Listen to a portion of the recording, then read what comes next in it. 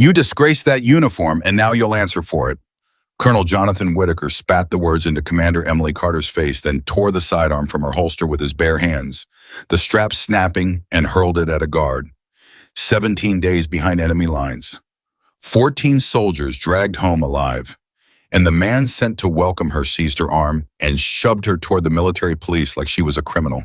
Her wounded men screamed from the ramp. Whitaker never once looked at them.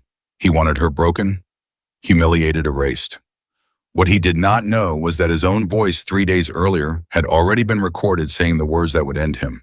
Before we go any further, if stories about loyalty, betrayal, and the moment the truth finally wins mean something to you, take 1 second right now and subscribe to this channel. Follow this story all the way to the end because what happens to Emily Carter will stay with you.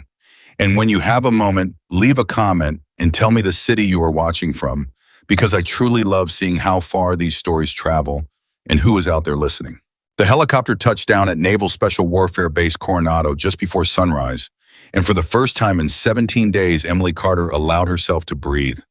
Not fully, not the way a person breathes when they are safe, but enough to feel the weight of what her body had been carrying finally begin to shift. She was 36 years old and she had aged a decade in less than 3 weeks. Behind her, the men of her team sat slumped against the interior walls of the aircraft, each one of them alive, each one of them broken in some small or terrible way.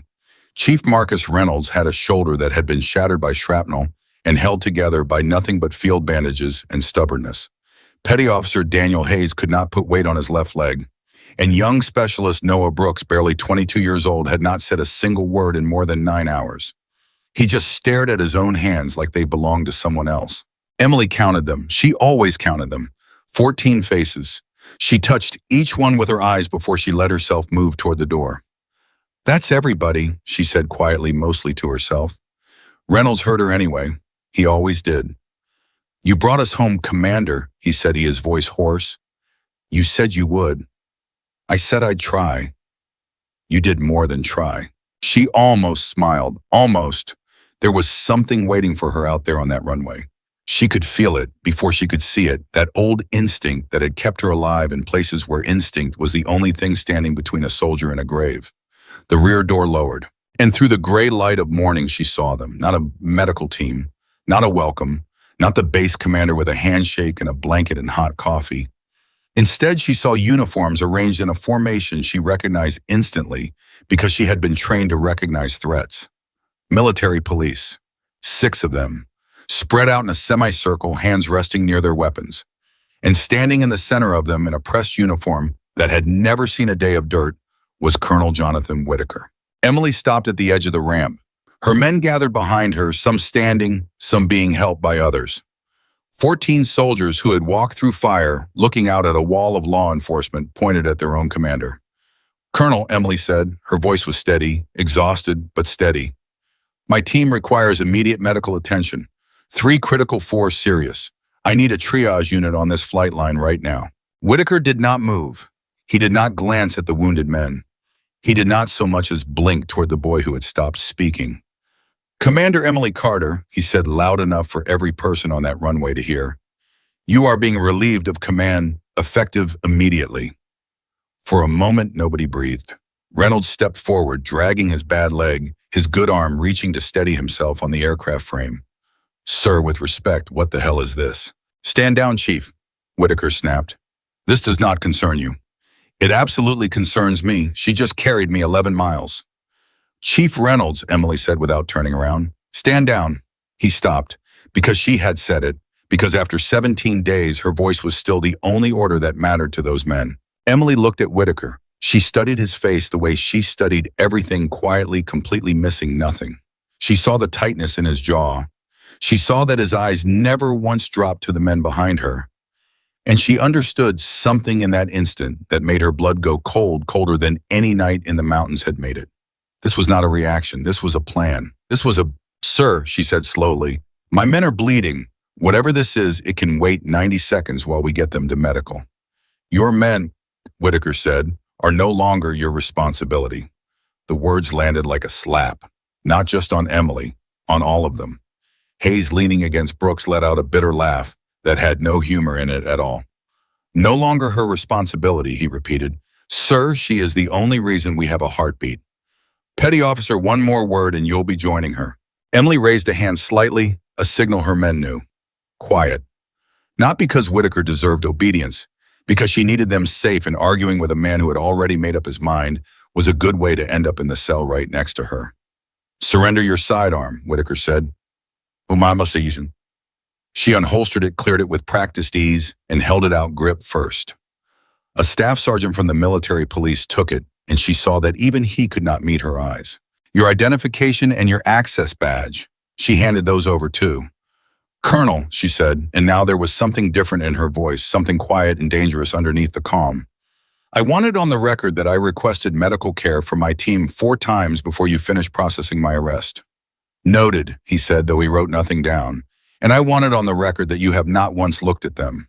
That got him. For half a second, something flickered behind his eyes. Not guilt. Guilt would have been human. It was something closer to irritation, the look of a man annoyed that a detail he had considered unimportant was being pointed out in front of an audience. Take her to processing, he said. 2 of the military police stepped forward, and that was when Specialist Noah Brooks, the boy who had not spoken in 9 hours, opened his mouth. She went back for me. Everyone turned, Whitaker included. Brooks was shaking. His voice was thin, cracked, barely holding together. But he said it again louder so no one could pretend they had not heard. On the ridge, when they had us pinned, she went back for me, alone. I told her to leave me, and she said, we don't do that. She said, nobody gets left. And she came back through open fire, and she carried me out. He was crying now, and he did not care. So whatever you think she did wrong, sir, I am alive because of her. All of us are. The runway was silent. Emily turned her head just enough to look at the boy. Noah, she said gently. It's all right. Stand easy. It's not all right, Brooks said. None of this is all right. I know. She held his eyes. But I need you to trust me one more time. Can you do that? He swallowed hard, nodded. Then get to medical. Let them fix that shoulder. That's an order, and it might be the last one I get to give you, so make it count. The boy's face crumpled, but he nodded again. The military police took Emily by both arms. She did not resist. She let them turn. Let them walk her across the flight line, and she kept her spine straight the entire way, because she would be damned if the last thing her men saw was their commander bowing her head. Whitaker watched her go with the faint satisfaction of a man who believed he had already won.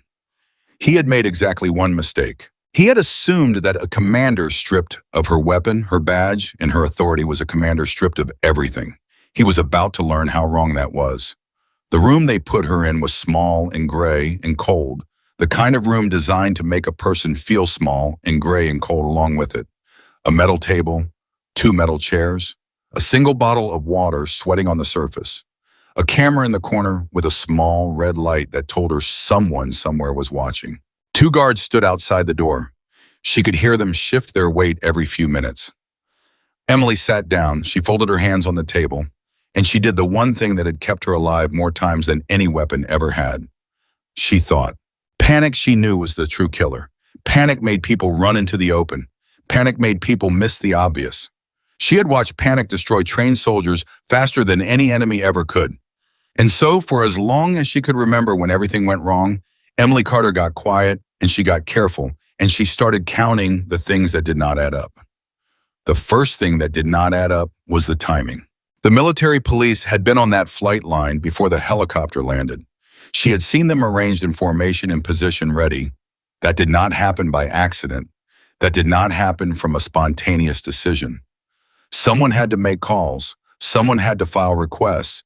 Someone had to move personnel into position and brief them on what they were doing there, which meant the order to arrest her had been given while she was still in the air. The second thing that did not add up was the paperwork. Whitaker had recited the relief of command like a man reading a script he had rehearsed. There was no hesitation, no ambiguity, no room left for her to explain. Relief of command was not a thing a commander did on impulse on a flight line.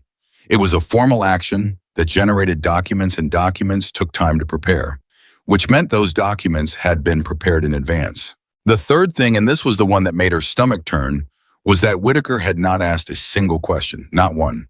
He had not asked how the mission ended. He had not asked how many survived. He had not asked what happened out there in 17 days of silence. A commander who genuinely believed his officer had done something wrong would have wanted to know what. He would have been furious, demanding hungry for the story so he could confirm his suspicions. Whitaker had wanted none of that. He had not wanted the story at all, because he already knew the story, and the story terrified him. Emily leaned back in the metal chair and stared at the red light of the camera. "You planned this," she said out loud to no one, to everyone. "You planned this before I even got home." The realization did not make her afraid.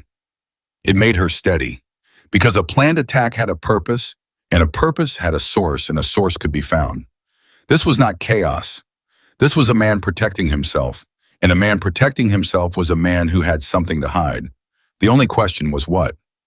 She was still sitting with that question when the door opened. It was not a lawyer. It was not an investigator.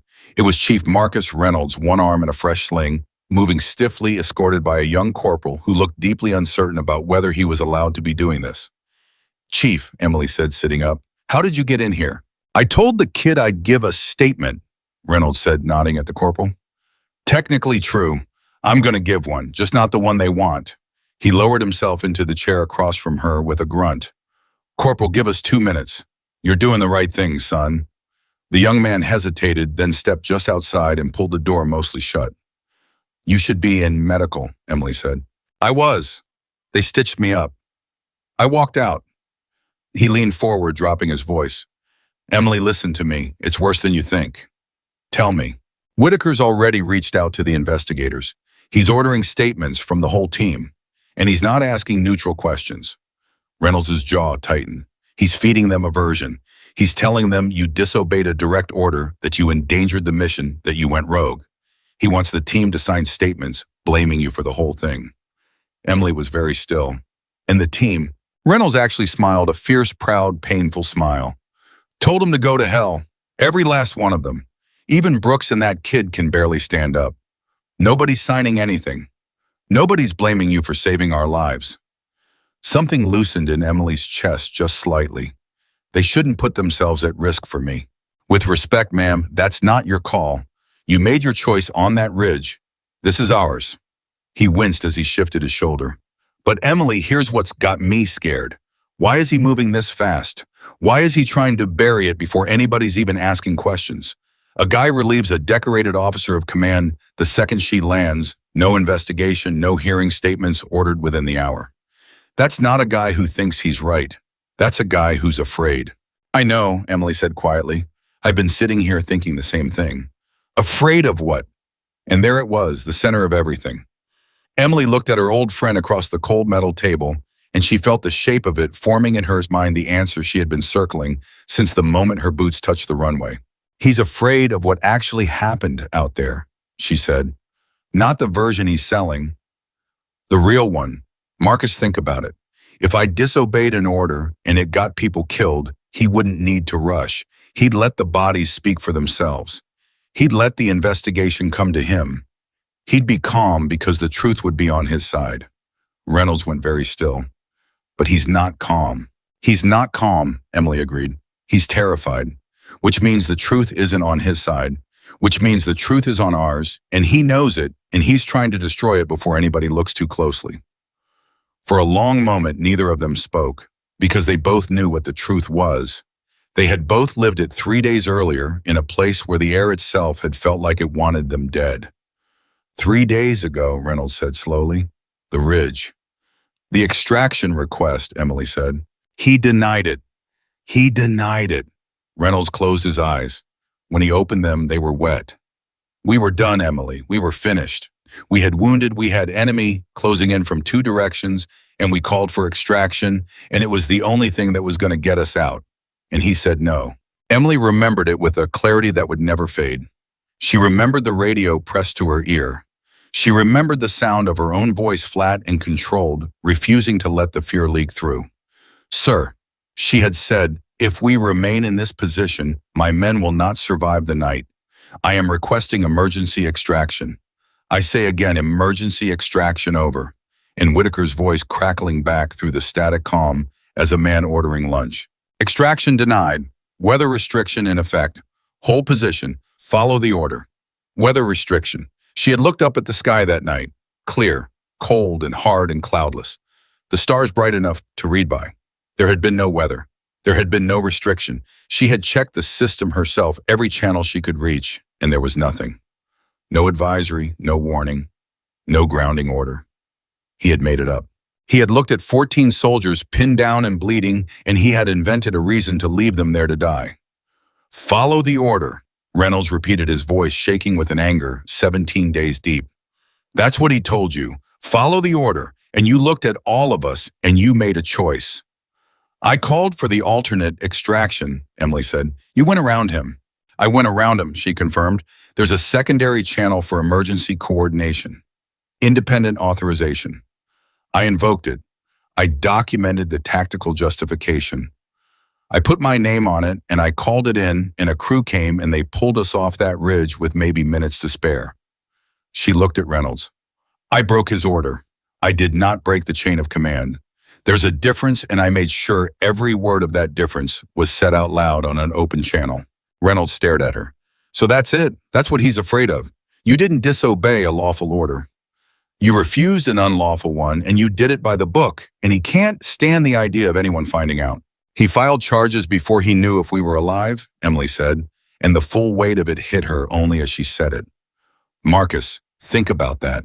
He set this whole thing in motion while we were still out there. He didn't wait to see if his weather lie worked.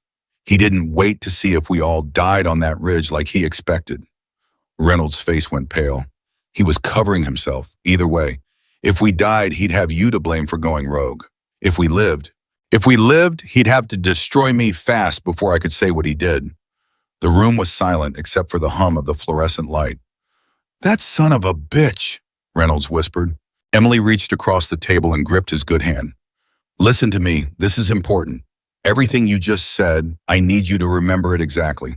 Every word he said on that radio, the weather restriction, the denial, because opinions won't save me here. The team refusing to blame me that buys us time, but it won't win this. He'll say we conspired. He'll say we got our story straight. He'll say 14 soldiers loyal to their commander lied to protect her. So what wins it? Emily's eyes changed. Something sharpened in them, something that had been buried under 17 days of exhaustion, and it came alive now like a coal finding air. Proof, she said, not memory, not testimony, proof he can't argue with and can't erase. Emily, Reynolds said slowly, he controls the base, he controls the paperwork. He probably controls half the people who'd be doing the investigating. Where in God's name are we going to find proof he can't touch? And Emily Carter, sitting in a cold gray cell with her weapon gone and her badge gone and her authority gone, smiled for the first time since the helicopter had landed, because she had just remembered something Colonel Jonathan Whitaker had forgotten. Marcus, she said quietly, how does classified command communication work? He frowned. What do you mean, how does it? And then he stopped. His mouth fell open. Oh my God. Say it. It's recorded, Reynolds breathed. Every classified command channel. It's automatically recorded, every order, every transmission. It's federal protocol. It's not even something a base commander can switch off. It goes to a separate archive. Every word he said to me on that ridge, Emily said, every word I said back, the denial, the fake weather restriction, all of it, it exists right now, sitting in an archive he does not control. Reynolds looked at her like a man who had just watched the sun come up in the middle of the night. He forgot. He didn't forget, Emily said. He never thought about it. Men like Whitaker think authority is the same thing as reality. He thinks that if he says there was a weather restriction, then there was one, because who's going to contradict a colonel? He built his whole plan around controlling the story. It never occurred to him that the story was already told in his own voice the moment he denied us. She stood up. For the first time since the runway, she felt like herself.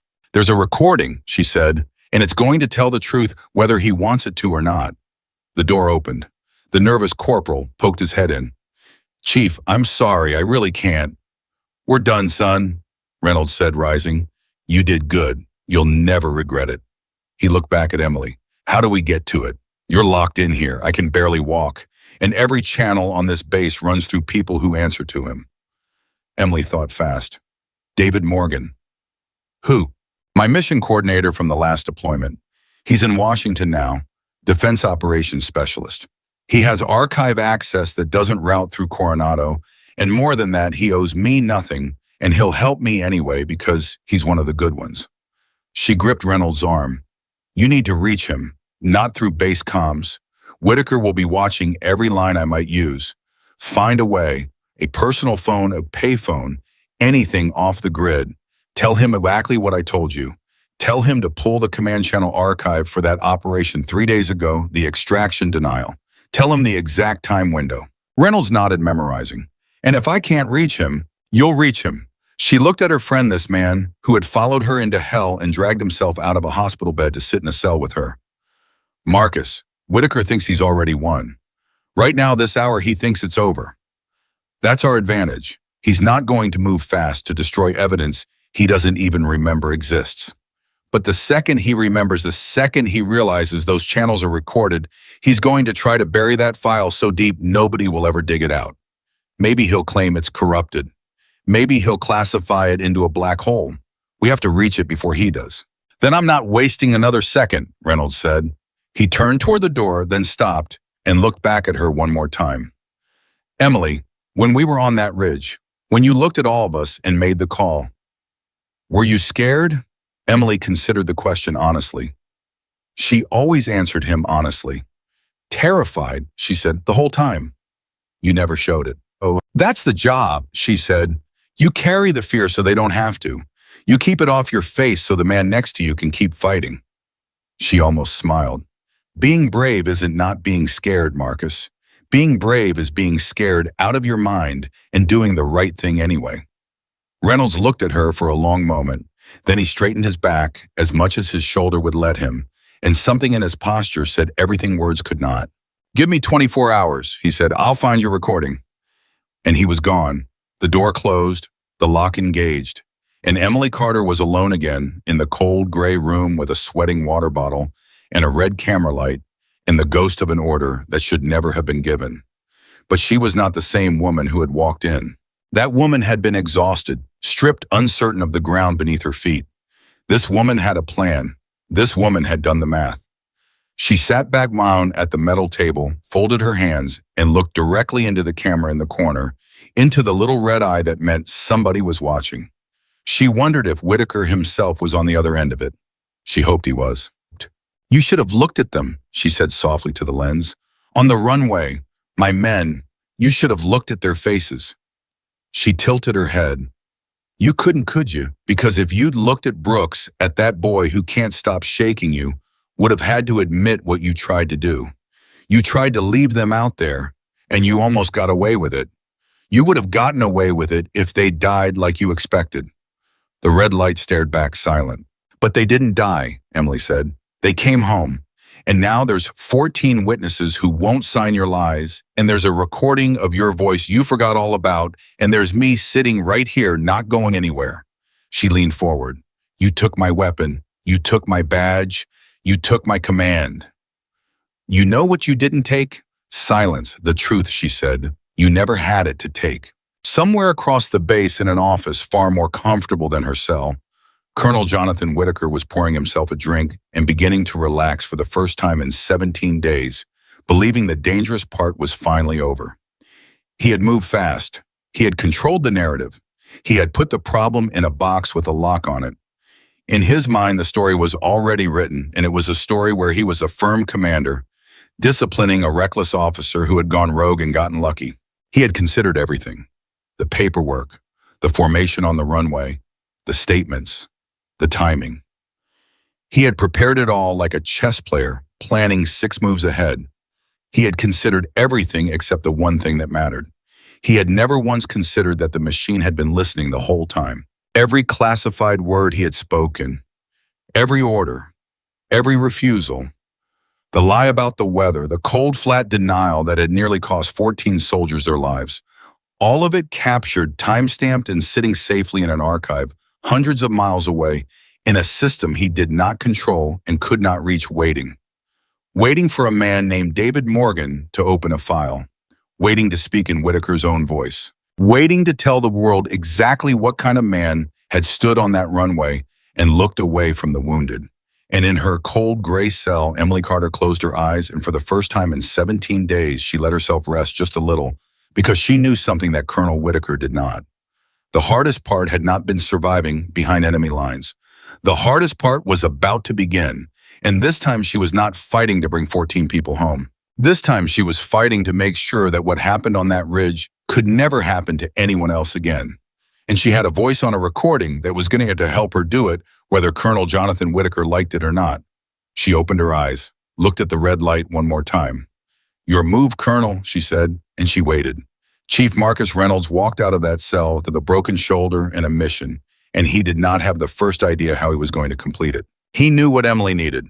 A recording sitting in an archive, hundreds of miles away, reachable, only through a man named David Morgan, contacted only through a line that Whitaker could not be watching. What he did not know was how a wounded chief with no clearance to be walking around, no phone he trusted, and a colonel hunting for reasons to lock down the whole team was supposed to make any of that happen. He made it about 40 feet down the corridor before a voice stopped him cold. "Chief Reynolds." He turned. It was a lieutenant he half recognized, one of Whitaker's staff officers, a young man named Pratt with a clipboard and a nervous way of holding it against his chest like a shield. "You're supposed to be in medical," Pratt said. "I was in medical. They patched me. Now I'm walking it off." The colonel gave orders. The whole team is to remain in the medical wing until statements are collected. Reynolds felt something cold settle in his gut. So it had already started. Whitaker was not just isolating Emily. He was corralling the witnesses, penning them up, where he could get to them one at a time, where he could lean on the scared ones and wear down the tired ones. "That's so," Reynolds said carefully. "And who's collecting these statements?" "The colonel's is signing it. Investigators are coming down this afternoon." Pratt shifted his weight. "Chief, I really do need you to head back." Reynolds looked at the young lieutenant, at the clipboard, at the way his eyes kept flicking down the hall, like he was afraid of being seen talking too long. And an instinct he had earned over 20 years told him something. This kid was not comfortable. This kid did not like what he was being made to do. "Lieutenant Pratt," Reynolds said quietly, "how old are you?" "Sir." "How old?" 26, Chief." 26. Reynolds nodded slowly. "You know how old the youngest man on my team is?" 22. "His name's Noah Brooks. 3 days ago, I watched him get pinned down on a ridge with rounds coming in from 2 directions, and I watched Commander Carter run back through open fire to drag him out because a colonel sitting safe in an office told us to hold position and die. He let that hang in the air. You're going to collect statements this afternoon. You're going to hear 14 men tell you the same story, and you're going to have to decide what kind of officer you're going to be for the rest of your career. So I'll ask you plain, are you going to walk me back to that medical wing, son, or are you going to forget you saw me?" For a long moment, Pratt did not say anything. His knuckles were white on the clipboard. And then very quietly, he looked down the hall and back at Reynolds, and he lowered his voice. "There's a phone in the equipment room on sub-level 2, Pratt said. "Old landline, not on the base directory. Maintenance uses it. It doesn't route through the command switchboard." He swallowed. "I never told you that." Reynolds looked at the kid, and something in his chest eased just a fraction. "Told me what exactly?" Pratt stepped back. "Get to medical when you're done, Chief, for the investigators. If they mark you absent, I can't cover it." "You're a good man, Lieutenant." "I'm a scared man," Pratt said. "There's a difference. Commander Carter would probably tell you it's the same thing." And he walked off fast before either of them could say anything that could get them both hanged. Reynolds stood there a second, absorbing it. Emily's words came back to him from the cell. Being brave isn't not being scared. Being brave is being scared out of your mind and doing the right thing anyway. That boy had just learned it in real time. Maybe that was how it spread. Maybe that was how one person standing up turned into 2. He found the stairwell and went down. Sub-level 2 was dim and smelled of oil and old concrete, and the equipment room was exactly where Pratt said it would be, a cramped space stacked with spare parts, and on the far wall a beige landline phone that looked like it had been installed a generation ago. Reynolds shut the door behind him. His shoulder was screaming. He ignored it. He picked up the receiver and for one terrible moment heard nothing. Then a dial tone. His hands were shaking as he dialed the number Emily had made him memorize twice. It rang. It rang again. Reynolds pressed a right, pressing the receiver so hard against his ear it hurt. Morgan! The voice on the other end was clipped, distracted, the voice of a man in the middle of 100 things. David Morgan, Defense Operations. Speaking, who is this? My name's Chief Marcus Reynolds. I served under Commander Emily Carter. She told me to call you. She said you're one of the good ones. There was a pause, a shift in the voice, all the distraction gone out of it. Where's Emily? I heard the team made it back this morning. I've been trying to reach her, and I'm getting nothing but walls. That's because she's in a cell, sir. Reynolds heard his own voice crack and forced it steady. Colonel Whitaker relieved her of command the second we landed, arrested her on the flight line, took her weapon, her badge, everything in front of the whole team. He's ordering statements to pin the mission on her. He's trying to bury her. The silence on the other end was so complete that Reynolds thought the line had died. Say that again, Morgan said. And now his voice was very quiet and very hard. He's framing her, sir, for saving our lives. Whitaker. Morgan said the name like it tasted bad. That figures. That God-forsaken figures. A breath. Chief, tell me exactly what she needs. Word for word. Don't leave anything out. And Reynolds told him. The ridge. The extraction request. The denial. The weather restriction that did not exist. The alternate channel. And then the thing that mattered most, the thing Emily had lit up about in that cold cell. She says every classified command channel is automatically recorded. She says the whole thing, Whitaker's voice denying us the fake weather call, all of it, it's sitting in an archive. She says you can pull it. She says it doesn't route through Coronado, so Whitaker can't touch it. 3 days ago, she gave me the exact time window. Reynolds recited the timestamps. Morgan repeated them back, and Reynolds could hear him writing. She's right, Morgan said slowly. She's absolutely right. That archive is federal protocol. A base commander can't disable it, can't delete from it. It goes to a central repository. A pause. But Chief, here's the thing that's got the hair standing up on my neck. If Emily figured this out, Whitaker's going to figure it out too. Maybe not today, maybe not tomorrow, but the second it occurs to him that his own voice is on file, he's going to do everything in his power to get that file sealed, corrupted, buried, classified into a hole so deep nobody digs it out for 20 years. Can he do that? He can't delete it, but he's got friends. He can request an emergency classification review. He can flag it for security hold pending investigation. He can tie it up in so much red tape that by the time it sees daylight, Emily's already been convicted and discharged, and it doesn't matter anymore.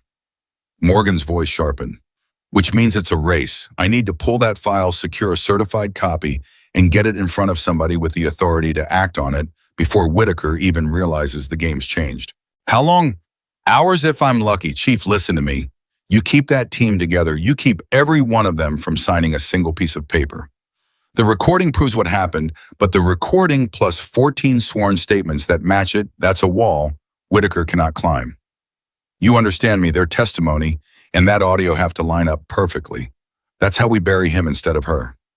They won't sign anything, sir, I promise you that. Good man, get off this line, get back before they mark you missing. A pause and then softer. And Chief, thank you for her. Emily doesn't have many people who'd stick their neck out this far. She stuck hers out for 14 of us, Reynolds said. This is the least I owe her. The line clicked dead. Reynolds hung up the receiver, and for a moment he just leaned against the cold wall of that equipment room, breathing through the pain in his shoulder, feeling something he had not let himself feel since the runway. Hope, small and fragile, but real. Then he straightened up, and he went to keep 14 men from breaking. Meanwhile, in his office, Colonel Jonathan Whitaker was not relaxing anymore. The drink he had poured himself sat untouched on the desk, because a thought had crept into the back of his mind, and it would not leave. It had started as nothing, a small itch, and now it was growing into something that made his stomach feel hollow. The radio. He had spent 17 days confident that the mission was a story only he could tell. Carter had gone dark behind enemy lines. Comms had been intermittent. In the fog of a failed operation, who was going to reconstruct exactly what was said and when he would control the record. He would be the ranking officer whose account defined reality. That was how it always worked. That was how it had worked before. But the extraction denial had gone out over a command channel, and command channels were recorded. Whitaker sat very still, staring at the wall. He tried to remember exactly what he had said. Extraction denied. Weather restriction in effect. Hold position. Follow the order. He had set it flat official unbothered because he had been certain that unit was finished and a dead unit did not file complaints. But they were not dead. They had come home. All 14 of them. And every word he had spoken was sitting somewhere on a server in his own voice waiting. He picked up the phone and called his aide. "Get me Sergeant Doyle in communications," he said. "Now." Because if Emily Carter was even half as sharp as her record said she had already thought of the recording. And if she had thought of it then, Whitaker had very little time to make sure it never saw the light of day. He did not know that he was already too late by one phone call.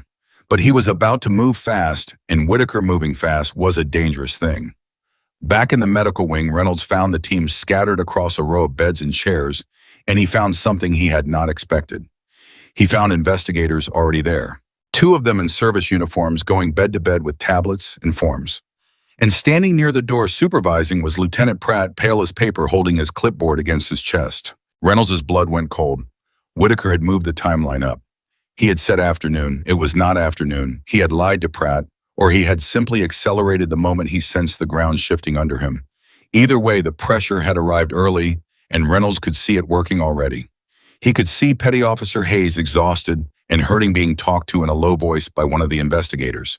He could see Specialist Brooks, the youngest, sitting on the edge of a bed with his hands trembling, looking like a man being asked to choose between his conscience and his career. Reynolds crossed the room faster than his shoulder wanted to let him. "Gentlemen," he said loud enough for the whole wing to hear, planting himself in the middle of everything, "nobody signs a thing." One of the investigators looked up irritated. "Chief, this is a formal process. You need to let these men speak for themselves." "They will speak for themselves," Reynolds said. "Every single one of them. And every single one of them is going to tell you the exact same thing because it's the exact same truth. But they're going to do it with a lawyer present and with a record that can't be edited, because I've seen what happens to statements that get taken from tired men in a hurry." He turned to the team, sweeping his gaze across every face. "You hear me? You tell the truth, all of it.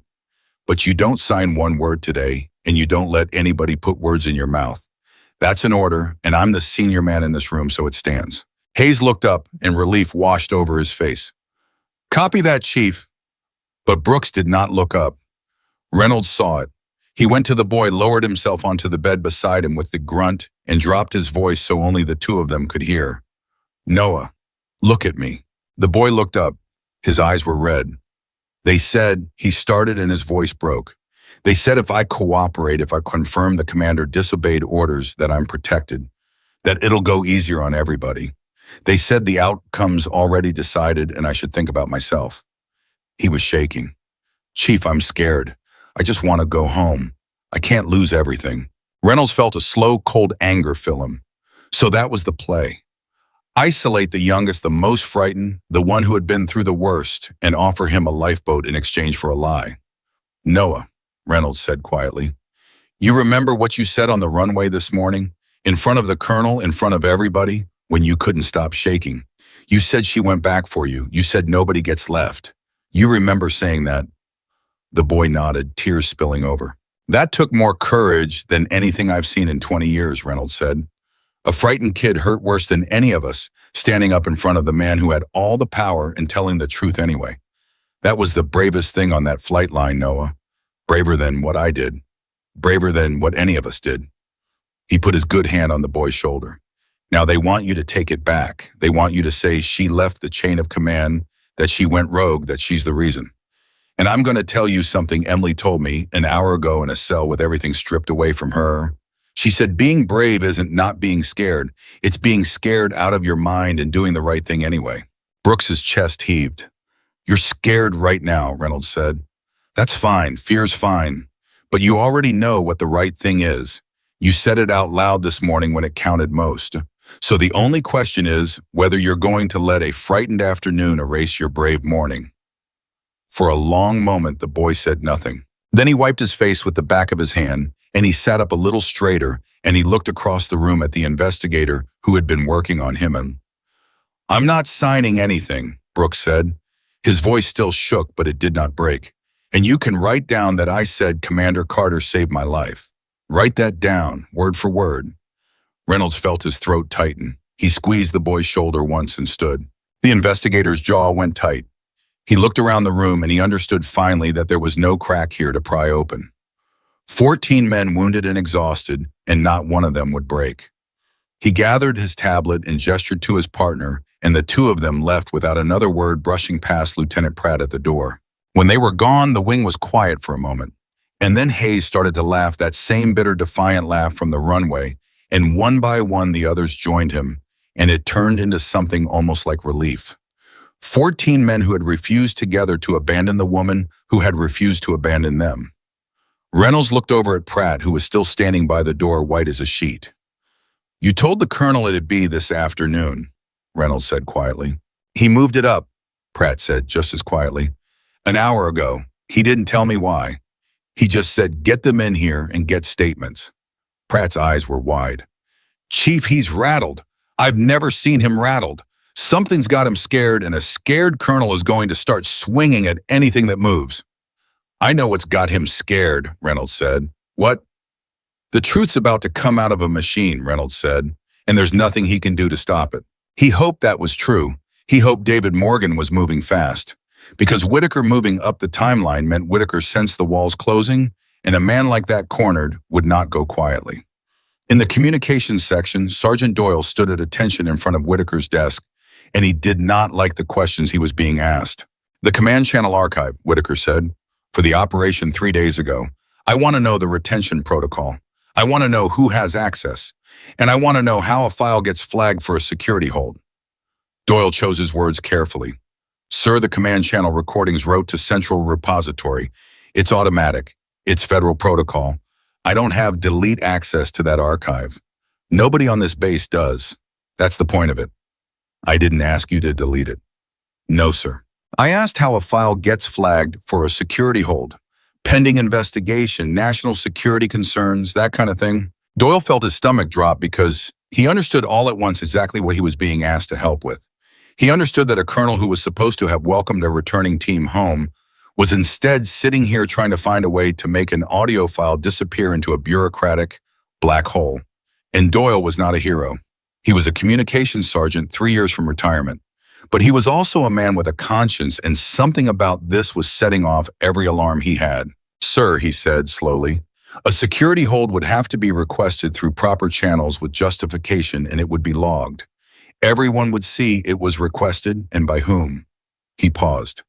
"If a file's going to be sealed, sir, there'd be a record of who asked to seal it." Whitaker's eyes narrowed. He heard the warning in it, and he did not like it.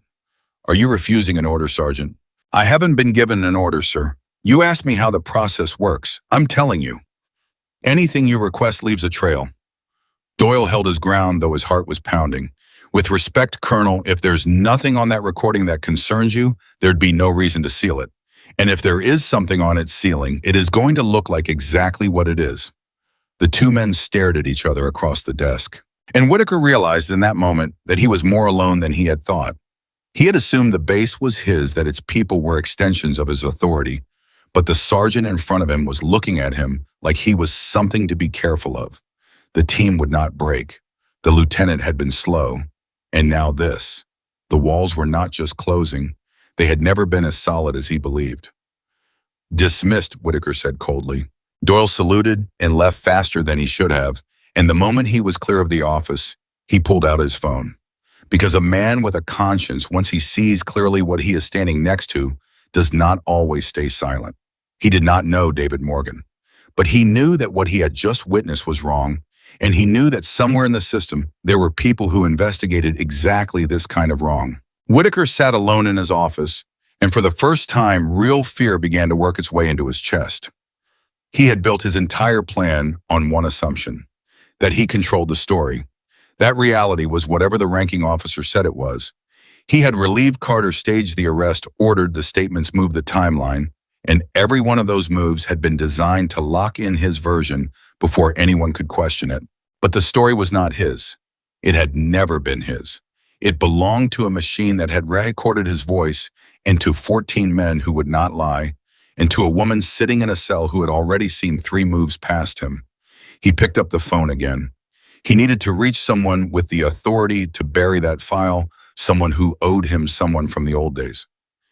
He started dialing.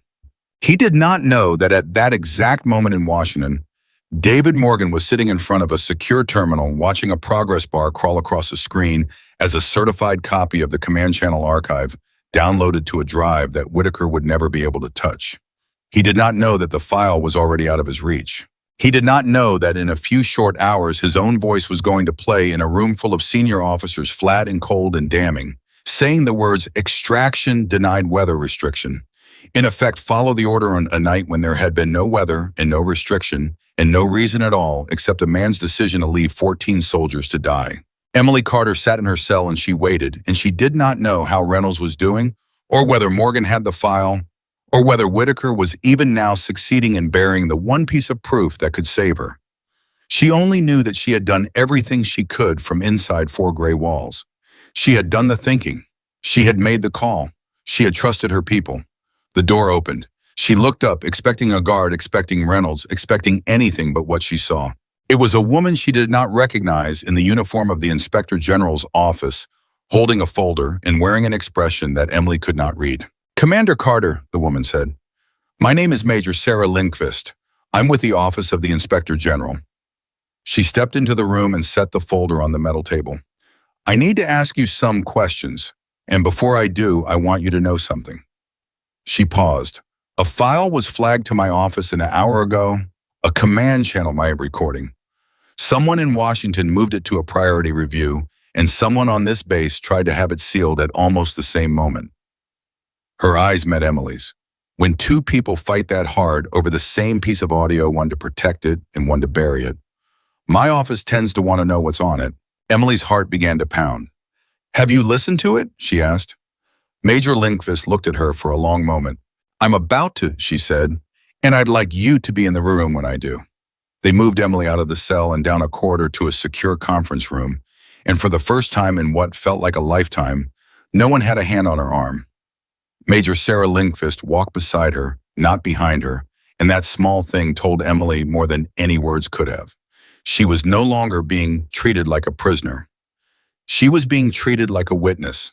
Whether she was about to become a vindicated one or a doomed one depended entirely on what came out of a speaker in the next few minutes.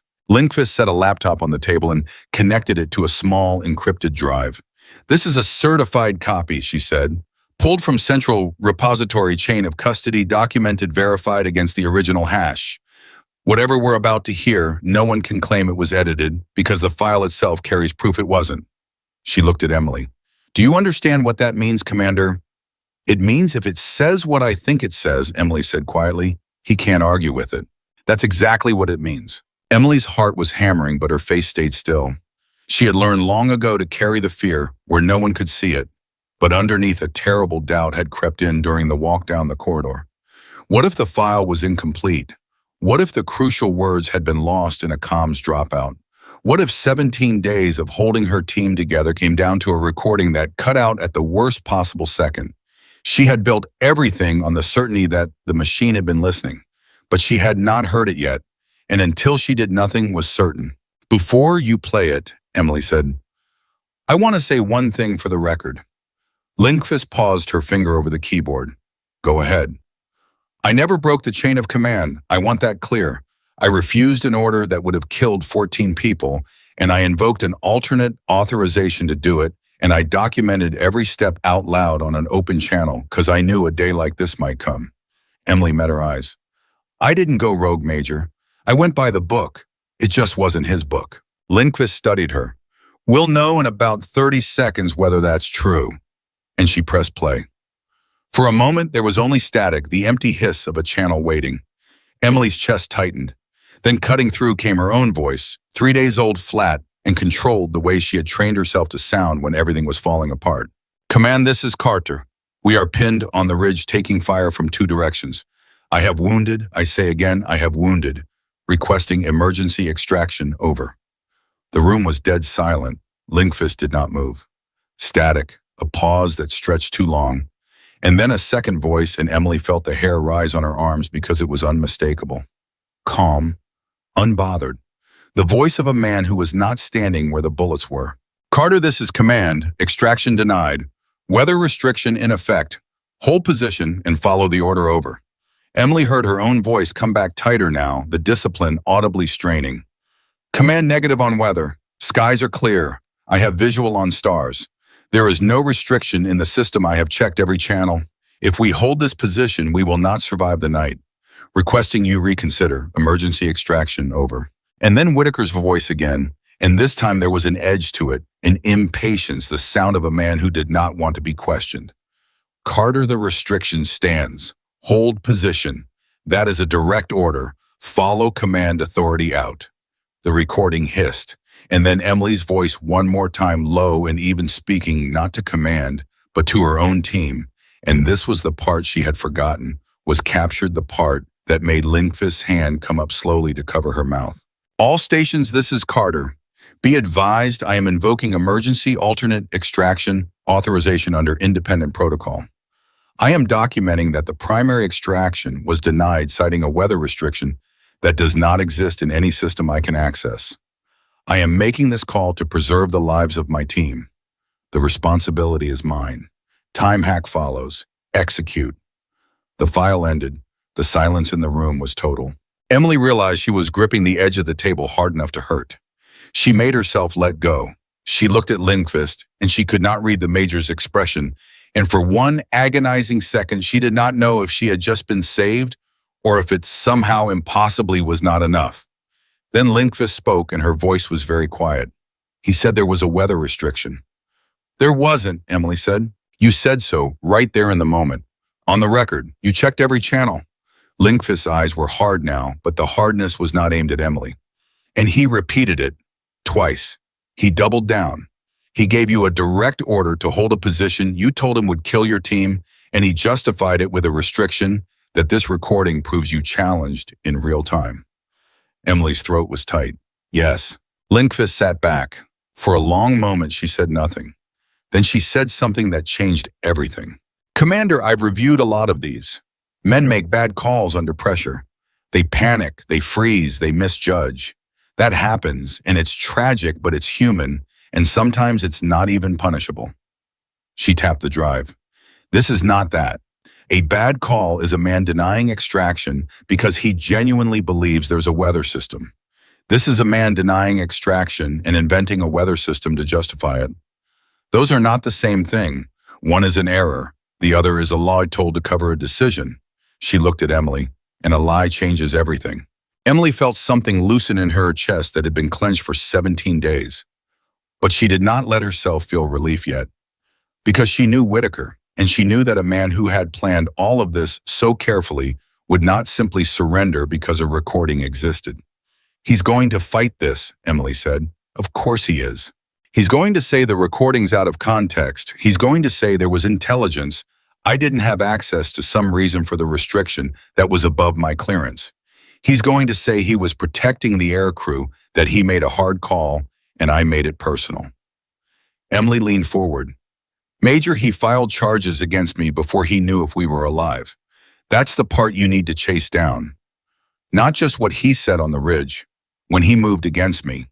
Because if he filed before he knew the outcome, then this was never about a failed mission. It was about silencing a witness. Lindqvist went very still. You have proof of that timeline. The charges are time-stamped. So is the flight. So is the moment we established contact after extraction. Emily's voice was steady and cold.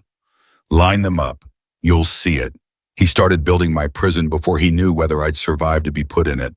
Lindqvist looked at her for a long moment, and then she pulled the folder toward her and opened it, and Emily saw her own name across the top of an official charge sheet. The Major's finger went to a line at the bottom. A date. A time. This was filed, Lindqvist said slowly, at 0642. Emily's pulse jumped. When did we re-establish contact with base? After the alternate extraction pulled us off the ridge. Lindqvist flipped to another page, ran her finger down, stopped, and Emily watched the blood drain from the Major's face. 0815, Lindqvist said. The room went silent again, but it was a different silence now. It was the silence of two people looking at the same terrible fact. He filed the charges against you, Lindqvist said slowly, An hour and 33 minutes before anyone at this base had confirmation your team was even alive. Emily said nothing. She let the number hang there. She had known it in her gut since the runway, but hearing it confirmed on paper in an official record was something else entirely. He didn't file because you disobeyed, Lindqvist said almost to herself. He couldn't have known the outcome of your disobedience yet. The extraction had happened, but base hadn't confirmed status. For all he officially knew at 0642, you could all have been dead on that ridge. She looked up. He filed because you challenged his order on a recorded channel. He filed because you said the words "no weather restriction" exists out loud where it would be captured. He wasn't punishing a rogue commander. He was neutralizing a witness before she could talk. Yes, Emily said quietly. That's exactly what he was doing.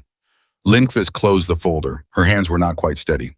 Commander, I've been doing this work for 11 years. I have seen officers cut corners. I have seen them cover mistakes. I have never seen anything this deliberate. She stood. I need to take this up the chain immediately. This is no longer a question of whether you disobeyed an order. This is a question of what Colonel Whitaker did and why and how far it goes. How far it goes, Emily repeated. What do you mean? Lindqvist paused at the door, and what she said next opened a door Emily had not even known was there. A man doesn't invent a weather restriction on the spot, cold under pressure, and deliver it that smoothly the first time, Lindqvist said. That kind of lie has practice behind it. I've seen it before, Commander. When a person covers something this cleanly, it's usually not the first time they have had to cover something. She looked at Emily. I'm going to pull Whitaker's operational history. Every mission he's commanded, every extraction request that came across his desk. Because if he was willing to do this to you and lie about it this smoothly, then I want to know who came before you. I want to know who didn't have a recording. I want to know who didn't come home. And with that, she was gone. Emily sat alone in the conference room, and the weight of Lindqvist's last words settled over her. Who came before you? Who didn't come home? She had been so focused on surviving Whitaker's attack that she had never once stopped to ask whether she was the first. And now that the question had been asked, she could not unask it. Across the base, Colonel Jonathan Whitaker was learning in real time that his world was coming apart. The call he had been making, the one to an old ally with the authority to bury a file, had not gone the way he wanted. The voice on the other end had been cautious, evasive, and then it had said the words that turned Whitaker's stomach to ice. John, there's already a priority flag on that file. Inspector General's office. It came through this morning. Whatever this is, it's already moving, and I'm not putting my name anywhere near it. The line had gone dead. Whitaker sat with the receiver in his hand, listening to the dial tone, and for the first time he understood the shape of what was happening to him. The recording was not just out of his reach, it was already in the hands of the one office he could not control, the one office whose entire purpose was to investigate men like him.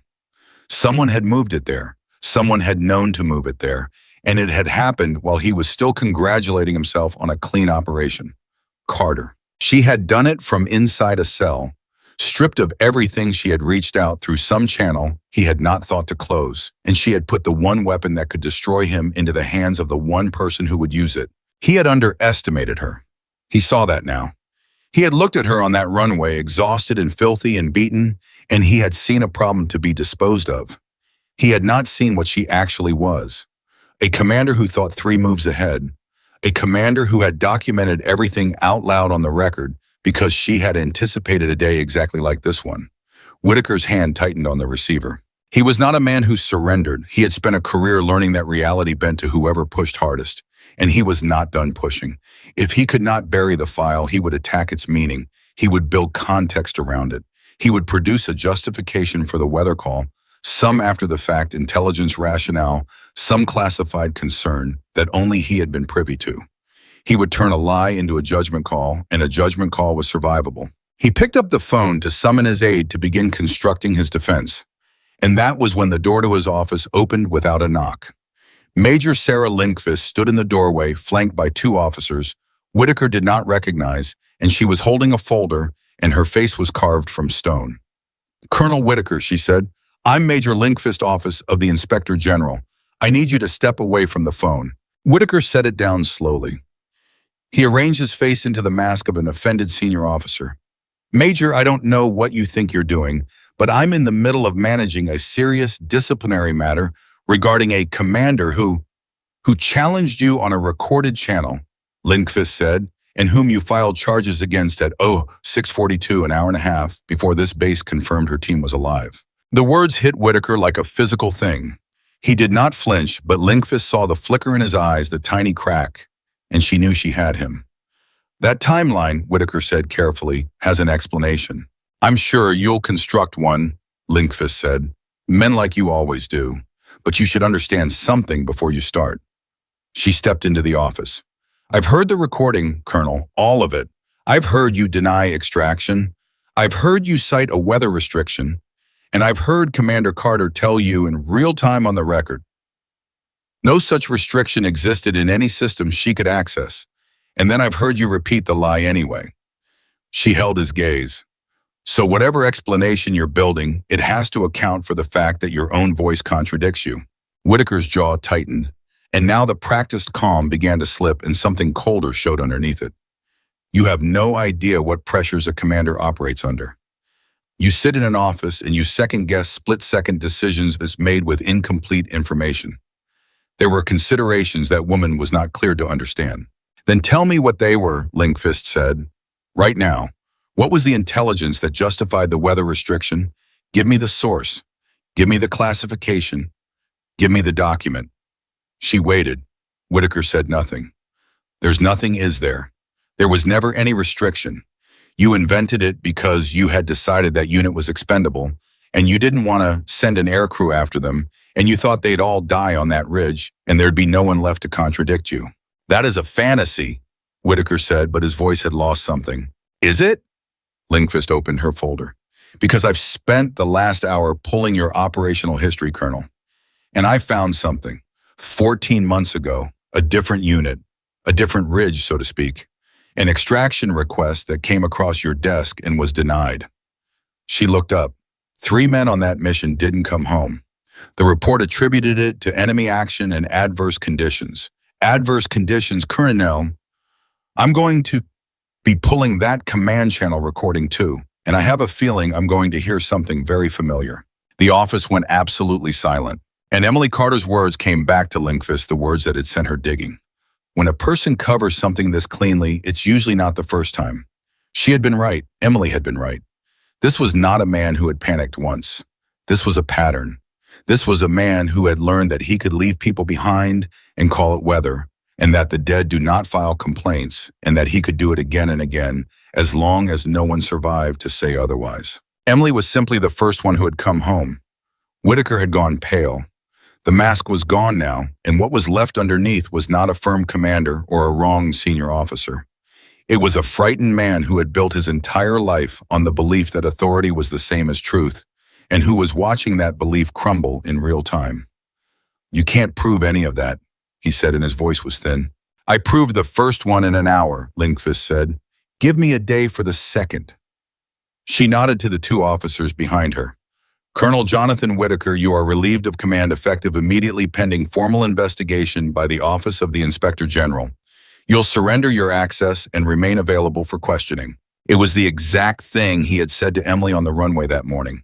The exact words turned around and handed back to him, and everyone in the room felt the terrible symmetry of it. Whitaker looked at the officers moving toward him, and for a moment Emily's calm dignity on that flight line flashed through the room's memory like an accusation. She had faced this with her spine straight and her voice steady, thinking only of her wounded men. Whitaker faced it very differently. He gripped the edge of his desk and his composure fractured, and what came out of him was not dignity, but panic. You don't understand, he said. The decisions I made saved resources, saved aircrew. You can't send a bird into every hopeless situation. Sometimes a commander has to accept losses. That's the job. That's the job nobody wants to talk about. His voice was rising. Carter got lucky. She got lucky. And now everyone wants to call me a monster for making the hard calls that keep this force functioning. 3 men 14 months ago didn't get lucky, Lindqvist said quietly. And you didn't call it a hard loss, Colonel.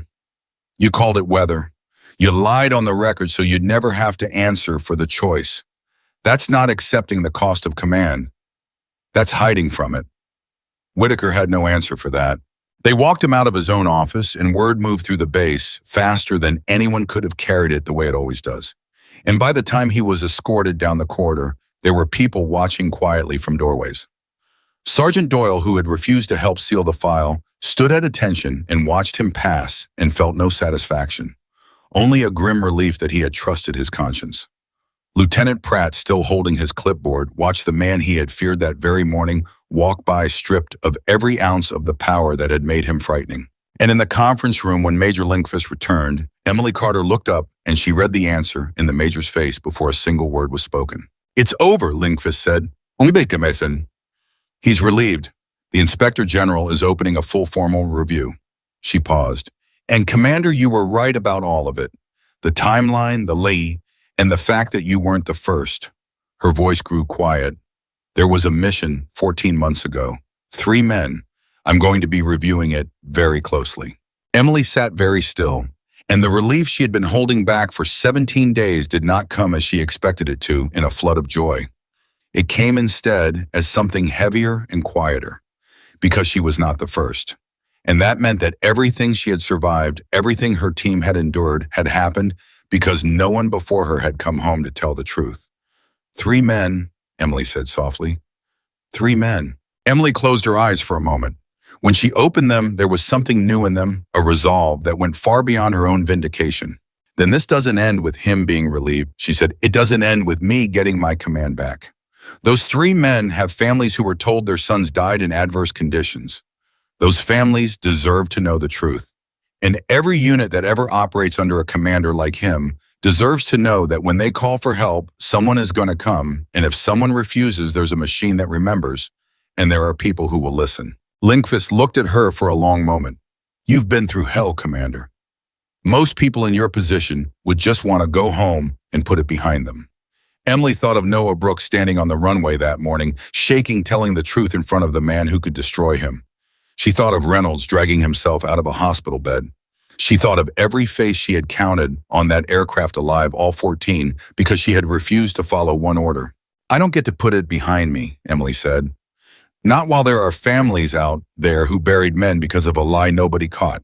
Somebody has to make sure this never happens again. Might as well be the one person who has proof it happened at all." Linkfist nodded slowly, and something like respect settled over her features. "Then let's make sure it never happens again," she said. And somewhere in an archive hundreds of miles away, in a system no commander could control, a 14-month-old recording waited in the dark, ready to give up its secret, ready to speak in a voice that 3 grieving families had never known to listen for. The recording from 14 months ago did not come easily. Major Linkfist requested it that same afternoon, and by evening she had learned that Whitaker had not been careless the way he had been with Emily. The file existed, it was in central repository, like all the others, but the mission report attached to it had been written with a craftsman's care. Adverse conditions.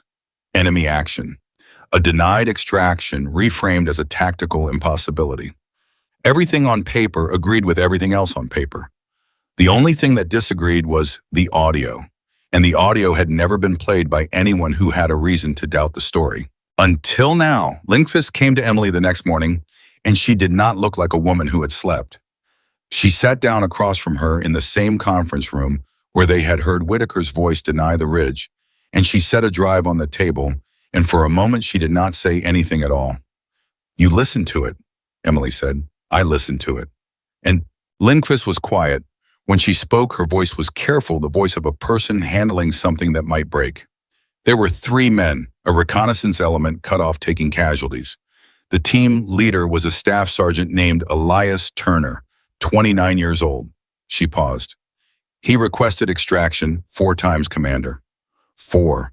The recording gets worse each time. By the last request, you can hear gunfire behind his voice. You can hear him breathing hard, and you can hear Whitaker." Emily's hands were still on the table. "What did Whitaker say?" "The same thing that Linkfist said, almost word for word. Extraction denied, adverse conditions. Hold position. Follow the order." Her jaw tightened. The difference is that Staff Sergeant Turner didn't have an alternate channel, or didn't know he could invoke it, or didn't have the seconds to try. The recording ends with him acknowledging the order. Roger holding position out. That's the last thing on the file. That's the last anyone ever heard from him. The room was silent. Emily closed her eyes. She had asked to know. She had insisted on it. And now she carried it, the sound she had not heard, but could imagine perfectly a young man acknowledging an order he must have known would kill him because he trusted the chain of command to have a reason. He obeyed, Emily said quietly. He obeyed. That's the part that gets me. Emily opened her eyes and they were wet and hard. He did everything right. He followed the order like he was trained to. He trusted that the man on the other end of that radio was telling the truth about the conditions. And that trust is what killed him. She looked at Lindqvist. The system worked exactly the way it's supposed to. A soldier obeyed a lawful order from a superior officer. Except the order wasn't based on truth. It was based on a lie. And a lie dressed up as a lawful order will kill good men every single time because good men obey. That's why you didn't, Lindqvist said. It was not a question. That's why I didn't, Emily said. I'd read the reports. Not that one I never knew about Turner, but others like it. Extractions denied men lost everything neat on paper. Somewhere in the back of my head, I'd already decided that if a day came where the order and the truth didn't match, I was going to follow the truth and account for it afterward. I just never thought the day would actually come. She was quiet a moment. Turner probably never thought it would come either. The difference between us isn't courage. It's that I got a warning he never did, and I got seconds he didn't have, and I got an alternate channel he wasn't briefed on. He's not less of a soldier than me. He's just less lucky. Lindqvist looked at her for a long time. There's something you need to understand about what happens next, she said finally. This is bigger than a relief of command now. Bigger than your case. If the second recording holds up, and I have no reason to think it won't, then we're looking at a pattern of falsified orders resulting in loss of life. That's not a disciplinary matter, that's criminal. And it means people above Whitaker are going to start asking how a commander did this twice 14 months apart and nobody caught it. Her eyes were steady, which means some of those people are going to want it to stay quiet. Not because they're guilty, because it's embarrassing. Because a scandal like this makes an entire command structure look blind. Emily understood immediately. They'll want to bury Turner along with Whitaker. They'll want to settle it fast and clean. Relieve Whitaker, maybe charge him, but keep the 14-month-old case sealed as a separate matter, quiet resolved internally, no families notified, no public record. Lindqvist's voice was flat. It's the path of least damage to the institution, and institutions almost always choose the path of least damage to themselves. Emily felt the old cold anger rising again, the same anger that had filled her on that ridge. Turner's family was told he died in adverse conditions. Yes. They've spent 14 months believing he died because the weather turned and there was nothing anyone could do. They grieved him as a man the mission couldn't save. Emily's voice was very quiet and very dangerous. And the truth is he died because a colonel decided he wasn't worth the fuel and lied about it. And now there are people who'd rather that family keep believing the comfortable lie because the truth is inconvenient. That's what we're up against, Lindqvist said. Emily was silent for a moment. Then she said, not if it's already public. Lindqvist's eyes sharpened. Be careful what you're suggesting, Commander. You leak a classified recording, even one that exonerates you, and you hand Whitaker's defenders exactly what they need. Reckless commander disregards protocol, does it again. You become the story instead of him. I'm not talking about leaking anything, Emily said. I'm talking about testimony, on the record, in a formal proceeding under oath where it becomes part of a permanent account that can't be quietly sealed. I'm talking about General Anderson. Lindqvist paused. Michael Anderson. You know him? Everyone knows him. He's one of the few senior commanders left who came up the hard way, who actually led men in the field before he wore stars. Lindqvist considered it. He has the authority to convene a review that can't be swept aside. But Commander, he's also exactly the kind of man who could decide the institution matters more than one family's grief. Men at that level didn't get there by making things difficult for the people above them.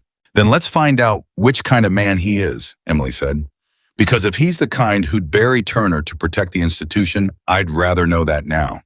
And if he's the kind who came up the hard way and still remembers what it feels like to call for help and pray someone answers, then he's exactly who we need. Lindqvist studied her. You'd stake everything on that. Your reinstatement is basically guaranteed at this point. The Ridge recording clears you completely.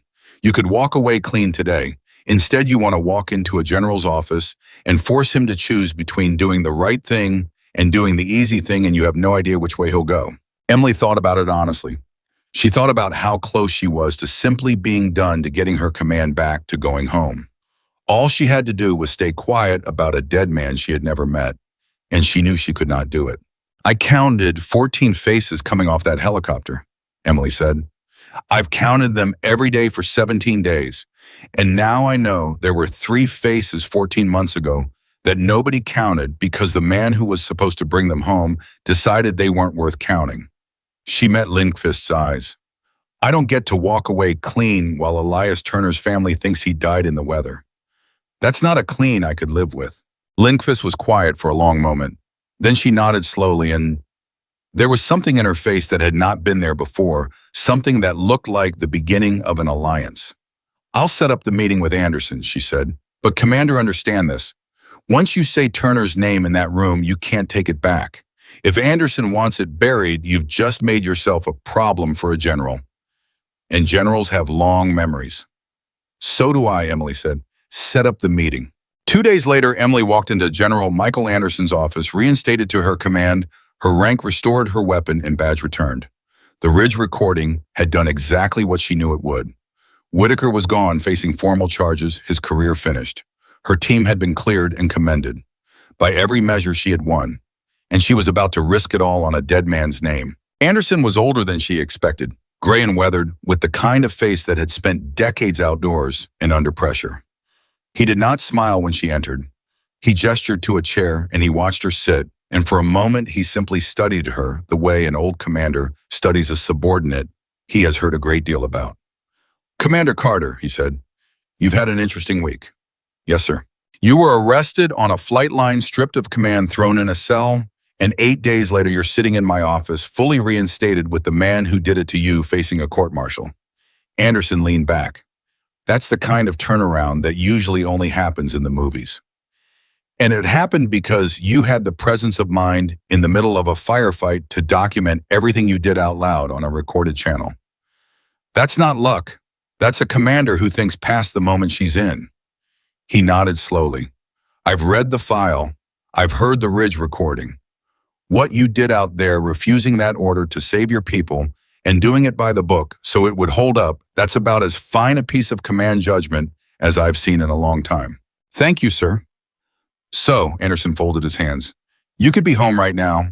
You've been through hell and you've come out the other side vindicated. Instead, you asked Major Lindqvist to arrange this meeting, and she told me it concerns a matter from 14 months ago. His eyes did not leave her face. I have a feeling you're about to complicate your own happy ending, Commander. So let's hear it. Why are you in my office instead of on leave with your family? And there it was, the moment. Emily could feel the 2 paths in front of her, the easy one and the hard one, as clearly as she had felt them on the Ridge. She took the hard one. Sir, when Major Lindqvist reviewed Colonel Whitaker's operational history, she found something. 14 months ago, a reconnaissance element under his command was cut off and requested extraction. A staff sergeant named Elias Turner. He requested extraction 4 times. Emily kept her voice steady. Whitaker denied every request. He cited adverse conditions. The mission report attributes the loss of Turner and 2 of his men to those conditions and to enemy action. She paused. There's a command channel recording, sir. I've been told what's on it. Whitaker used almost the exact same words he used on me. Extraction denied. Hold position. Follow the order. The difference is that Turner obeyed, and Turner and his men died, and their families were told it was the weather. The office was completely silent. Anderson's face did not change, but something behind his eyes did. Emily could not read it. She did not know if she had just found an ally or made an enemy. She kept going because there was no stopping now. His family buried him, believing the mission couldn't save him, sir. Believing he died in conditions no one could control. And the truth is he died because a commander decided 3 men weren't worth an aircrew and then lied on the record to make sure no one would ever ask. Emily held the general's gaze. I know what happens next, sir. I know there's going to be pressure to keep the Turner matter quiet.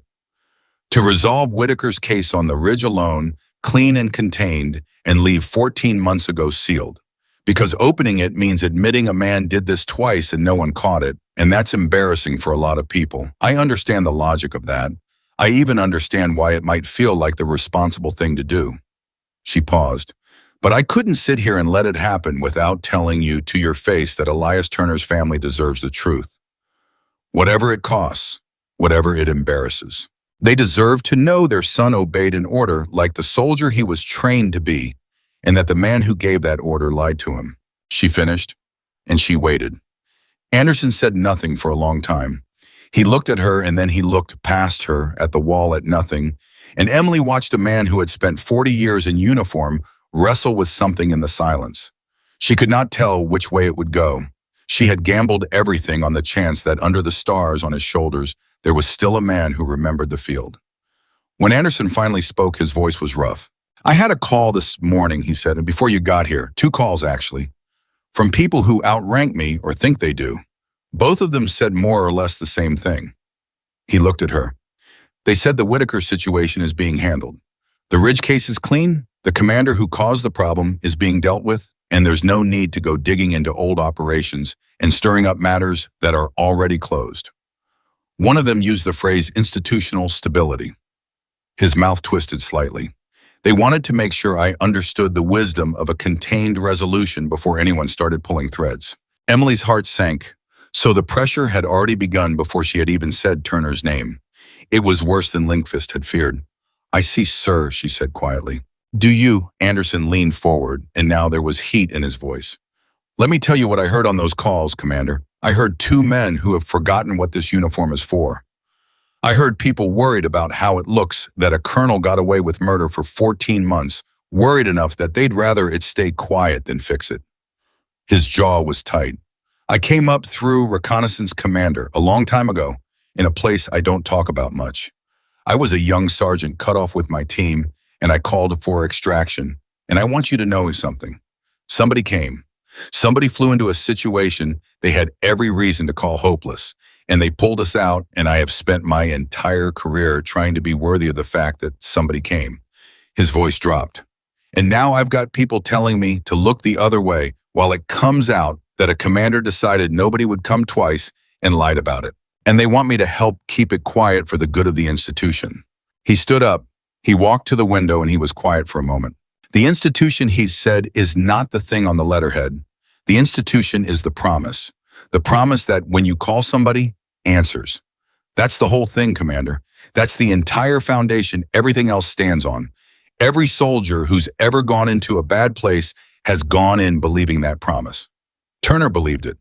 He obeyed an order to hold a hopeless position because he trusted the promise that the man giving the order was telling him the truth. Anderson turned around. And when you protect a lie to keep the institution from being embarrassed, you're not protecting the institution. You're destroying the one thing that makes it worth protecting. You're telling every soldier out there that the promise is negotiable, that sometimes nobody comes, and worse, that when nobody comes, we'll cover it up to save face. Emily's throat was tight. Then, sir, Elias Turner's family gets the truth, Anderson said. All of it. And I'll be the one to make sure it happens, and I'll be the one those 2 callers this morning come after and let them come. I've got nothing left to lose but my honor, and I'm not spending that to protect men who forgot what the job is. He looked at her, and something in his weathered face softened. You knew I might bury it. You knew, and you came in here and said his name anyway. Why? Emily thought about it. Because someone had to say it out loud, she said. Turner obeyed a lie because he trusted the chain of command. The least I could do was trust it back one more time and hope there was someone in it who'd do the right thing. She paused. You could have been the man who buried him, sir. I took the chance you'd be the man who came. Same as somebody took a chance on you a long time ago. Anderson was quiet. And then slowly the old general did something Emily did not expect. He came around the desk and he stood in front of her and he extended his hand. Commander Carter, he said, in 40 years I've met a lot of officers who were brave. I've met fewer who were brave when the danger was to themselves and the safe move was right there for the taking. You had your win. You could have gone home. Instead, you walked in here to fight for a man you never met against, pressure that could have ended your career on nothing but the hope that I'd have the decency to do my job. He gripped her hand hard. That's not just courage. That's the thing courage is supposed to be for. Emily stood and she took his hand, and for the first time in what felt like a very long time, she felt something unclench all the way down to the bottom of her. There's going to be a formal review, Anderson said. Both cases, the Ridge and Turner. It's going to be thorough, it's going to be on the record, and it's going to be impossible to quietly seal, because I'm going to make sure of that personally. He released her hand. And the Turner family is going to be notified, and they're going to hear the truth from someone who has the decency to look them in the eye when they say it. I'll do that myself too. That's not a job you hand off. Sir, Emily said, when you speak to them, tell them their son did everything right. Tell them he obeyed his orders like the soldier he was. Tell them the failure was never his. Her voice caught. He deserves to be remembered as a man who trusted the promise, not a man the weather beat. Anderson looked at her, and there was something wet in the old man's eyes now, too. I'll tell them exactly that, he said, word for word. And as Emily walked out of that office, reinstated, vindicated, and having risked all of it to force the truth into the light, she understood something she would carry for the rest of her life. She had thought the recording was the thing that saved her, the audio, the evidence, the machine that remembered. But the recording had only ever been proof. It could not decide anything on its own. It had taken people, a wounded chief who dragged himself to a phone, a frightened lieutenant who pointed toward a landline, a sergeant who refused to help seal a file, a boy who told the truth while he was shaking, a major who chose to pull an old thread instead of leaving it alone, and an old general who remembered what it felt like when somebody came. The truth did not save itself. People saved it one choice at a time, each of them scared each of them doing the right thing anyway. And 3 grieving families were finally about to learn that somebody at last had come for the truth about their sons. General Anderson kept his word, and it turned out that keeping it cost him exactly what he had said it would. Within a week, the 2 men who had called him about institutional stability made their displeasure known. Meetings were rescheduled without him. A committee he had chaired for years quietly found a new chair. The message was clear, delivered in the language men at that level always used, which was the language of things left unsaid. Anderson had made himself inconvenient, and inconvenient men found their paths narrowing. He did not care. And when Emily, hearing about it, came to his office to apologize for the cost he was paying, he waved her off before she could finish. "Commander, I want you to listen to me," he said. "I'm 63 years old. I've done the job. I've done it as well as I know how for 4 decades. And if the last thing I do in this uniform is force the truth out about a man who left soldiers to die, then I will retire the proudest I've ever been." He leaned back. "They can take my committees. They can take my invitations to the right dinners. They cannot take the fact that Elias Turner's mother is going to hear the truth from a man who looked her in the eye. That's worth more than every star they might have dangled in front of me for staying quiet. Don't you dare apologize for it." So Emily did not apologize again, but she did not forget either. The formal review convened 3 weeks after the Ridge, and it was everything Anderson had promised it would be. Thorough, on the record, impossible to seal. The Ridge recording was entered into evidence, played in full for a panel of senior officers who sat in absolute silence as Whitaker's own voice denied 14 soldiers the help they had begged for. And then the second recording was entered, the one from 14 months earlier, and the room heard Staff Sergeant Elias Turner request extraction 4 times, his voice steadier than it had any right to be, gunfire grunting behind him with each request, and they heard the same cold denial, and they heard the last thing anyone would ever hear from him. Roger holding position out. When that recording ended, one of the senior officers on the panel, a man who had sat through hundreds of proceedings without visible emotion, put his hand over his eyes and did not move for a long moment. Emily testified. She told them everything: the Ridge, the denial, the alternate channel, the decision she had made, and the reason she had made it. She did not embellish. She did not soften. She told the truth plainly, the way she had learned to give orders. And when they asked her the question she had known was coming, the same one Anderson had asked, why she had risked her restored career to raise the Turner case, when she could have walked away clean, she gave them the only answer she had. "Because I came home and he didn't," she said. "And the only difference between us was luck and a channel he was never briefed on. I couldn't take my life back, knowing his family had been handed a lie about his death. It's that simple. There wasn't a version of this where I walked away and could still look at myself." Whitaker was there too. He had lawyers, now good ones, and they fought the way good lawyers fight. They argued context. They argued the pressures of command. They argued that a commander must sometimes weigh the value of a rescue against the risk to the rescuers, and that reasonable officers could disagree about where that line fell. And for a while, in the careful language of the proceeding, it almost sounded like something a person could believe. Until the panel asked Whitaker the one question his lawyers could not answer for him. "Colonel, you cited a weather restriction to Commander Carter on the ridge. You cited adverse conditions to Staff Sergeant Turner 14 months earlier. Provide the panel with the documentation for either restriction, the advisory, the source, the system entry, any record at all that these conditions existed." And Whitaker, who had built his entire career on the belief that authority was the same as truth, sat in front of that panel and had nothing. Because there was nothing. There had never been anything. The restrictions had lived only in his voice spoken into a radio he had forgotten, was listening, and now they hung in the air of that room with no ground beneath them at all. "The conditions were a judgment call based on my assessment of the tactical picture," Whitaker said finally. "A judgment call you described to two separate teams as a formal restriction," the panel officer said. "Not a judgment, a restriction, a condition external to your judgment. You told those men the sky was closed. Was the sky closed, Colonel, yes or no? Was there a weather restriction?" The silence stretched. "No," Whitaker said at last, so quietly it barely carried. "There was no formal restriction. So you lied to them. I made a decision I believed was correct, and I communicated it in terms I believed they would follow without argument." "You lied to them?" the officer repeated. "So they would obey a decision they would have questioned if you'd told them the truth. Is that accurate?" And Whitaker, cornered at last with no authority left to hide behind, no rank that mattered anymore, no story left to control, said the truest thing he had said in 14 months. "Yes," he said, "that's accurate." The room did not gasp. It did not need to.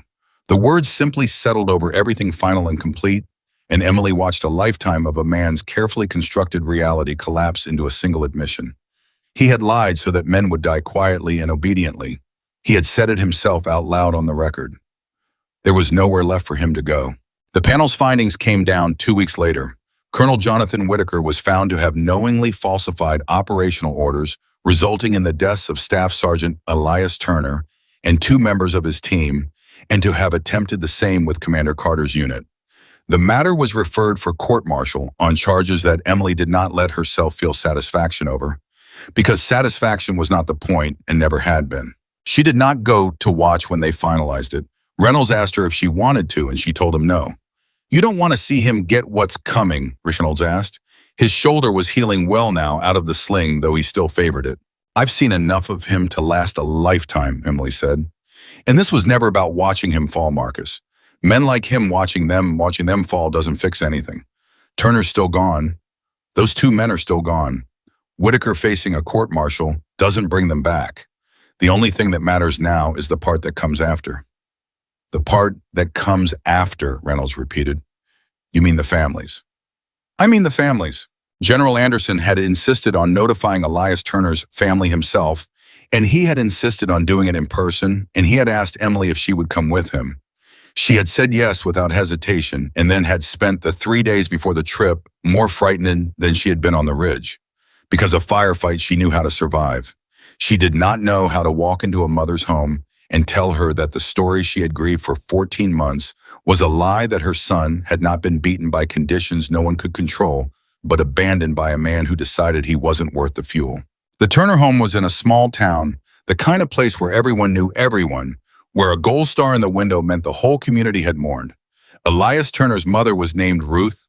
She was a small woman with steel in her spine, and she opened the door and saw a general in dress uniform standing on her porch, and Emily beside him, and her face did something complicated, because a general at your door is never good news. And she had already had the worst news a mother can get. "General," she said carefully, "I don't understand. My son. That was 14 months ago. It's settled. We buried him." "What is this, Mrs. Turner?" Anderson said, and his voice was gentle in a way Emily had not heard from him before. "My name is General Michael Anderson. This is Commander Emily Carter. May we come in? There's something you need to hear, and it's not a thing to say on a doorstep." She let them in. She sat them down. She offered coffee out of the reflex of a woman raised to be hospitable, even in the presence of the unknown. And Anderson accepted it because he understood that saying no would have taken something from her. And they sat in a living room with a folded flag on the mantel and photographs of a young man in uniform on every wall. And then General Anderson, 63 years old, 40 years in the service, who had faced enemy fire and hard commands and impossible decisions, did the hardest thing Emily had ever watched anyone do. He told a mother the truth. He told her that her son had not died in adverse conditions. He told her that Elias had requested extraction 4 times, that he had held his position and kept his men together and done everything a leader is supposed to do. He told her that the man who should have sent help had refused and had lied about the reason and had covered it up in a report that called a murder a misfortune. And he told her that her son had obeyed his final order the way a good soldier obeys, trusting that the man on the other end of the radio was telling him the truth. Ruth Turner listened to all of it without moving. Her hands were folded in her lap. Her face did not crumble the way Emily had braced for. Instead, something harder happened, something worse, to watch a slow understanding settling into a woman who had spent 14 months making a kind of peace with a lie, and now had to tear that piece apart to make room for the truth. When Anderson finished, the room was silent for a long time. 14 months, Ruth said finally. Her voice was very quiet. For 14 months, I've been telling myself there was nothing anyone could do, that the weather turned, that the enemy was too strong, that God just that it was his time. She looked up. I made my peace with that. I had to. A mother can't survive on anger, so I let it go. I told myself nobody was to blame. Her voice cracked just slightly. And now you're telling me there was somebody to blame the whole time. Yes, ma'am, Anderson said. I am. And my Elias, he called for help. 4 times. 4 times, ma'am. And nobody came. No, ma'am, nobody came. Anderson's voice was rough. And I want you to understand something, Mrs. Turner, because it matters and because your son earned it.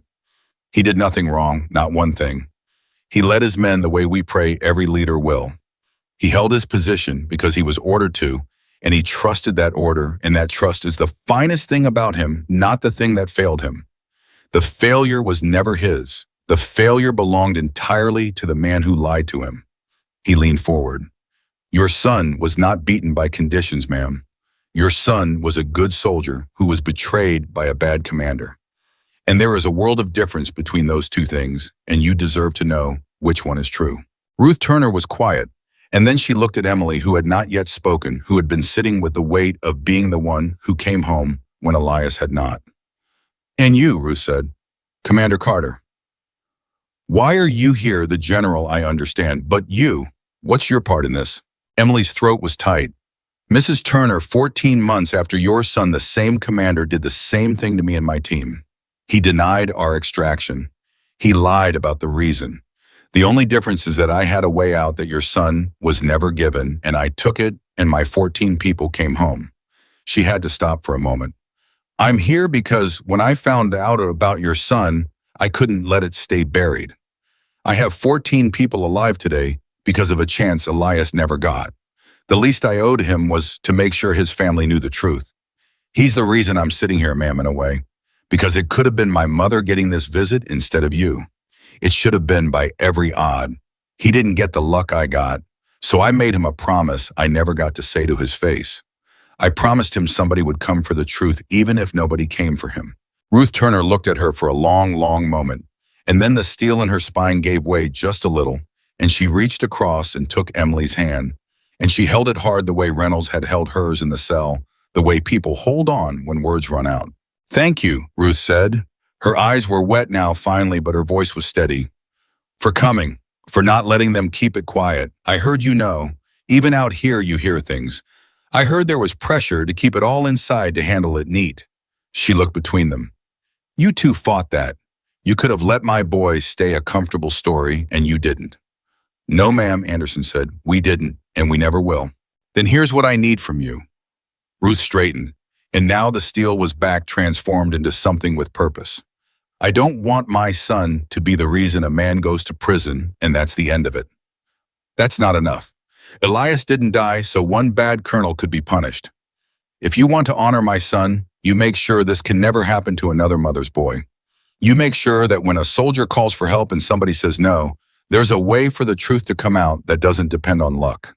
Because my Elias didn't have luck. And I don't ever want another mother to lose her son to a lie because the truth needed a miracle to surface. Her grip tightened on Emily's hand. You promised me that, Commander. You promised me you'll make it so the next Elias doesn't need to be lucky. And Emily Carter, who had made a promise to a dead man she never met, now made one to his living mother, and she meant it with everything she had. I promise you, she said, I will spend whatever it takes. Your son is going to change how this works, Mrs. Turner. He's going to be the reason it gets better. I give you my word. She kept it. It did not happen quickly because things like it never do. But Emily Carter restored to her command and now carrying a reputation that even the men who disliked her could not dismiss began to push. She used the Ridge recording and the Turner case as the twin foundations of an argument she made over and over to anyone who would listen and many who did not want to. The recordings had existed the entire time. The truth had been sitting in an archive for 14 months, complete, undeniable, and it had done nothing save no one surfaced only because a wounded chief had dragged himself to a landline and a woman in a cell had thought 3 moves ahead. The system had kept the evidence and then buried it in a place no one would ever think to look unless they already suspected the crime. That, Emily argued, was the failure. Not just Whitaker. The fact that catching Whitaker had required a near miracle. So she pushed for something simple and hard. A review protocol. Anytime an extraction request was denied and casualties followed, the associated command channel recording would be automatically flagged and independently reviewed outside the chain of command that had made the call. Not to second-guess every hard decision. Hard decisions were real, and Emily knew that better than anyone. But to make sure that when a commander told a team the sky was closed, someone somewhere checked whether the sky had actually been closed. To make sure the truth did not need luck to surface. To make sure the next Elias Turner would not depend on a chance that a good man happened to survive to tell the story. There was resistance. Of course there was resistance. There was always resistance from the same instinct that had made 2 men call General Anderson about institutional stability, the instinct that would always rather avoid embarrassment than admit fault. But Emily had 2 things those men did not. She had proof, the kind that played in a room and silenced it. And she had a Gold Star mother named Ruth Turner who was willing to say her son's name out loud to anyone who tried to keep it quiet. It took the better part of 2 years, but the protocol became real. And on the day it was formalized, Emily did not celebrate. She drove to a small town to a house with a folded flag on the mantle, and she sat with Ruth Turner and she told her it was done. That from now on, when a soldier called for help and was refused, the truth would not need a miracle. That her son's name was attached to the change quietly in the language of the protocol, so that every officer who ever operated under it would be operating under a rule that existed because of Elias Turner. Ruth Turner cried then, not the crying of grief, something else. The crying of a mother whose son's death had finally been given a meaning worthy of him. He'd have liked that, she said. My Elias. Knowing he kept somebody else's boy safe, that's exactly the kind of thing he'd have liked. Whitaker went to prison. Emily did not attend that either. She heard about it the way you hear about weather distantly, without much feeling.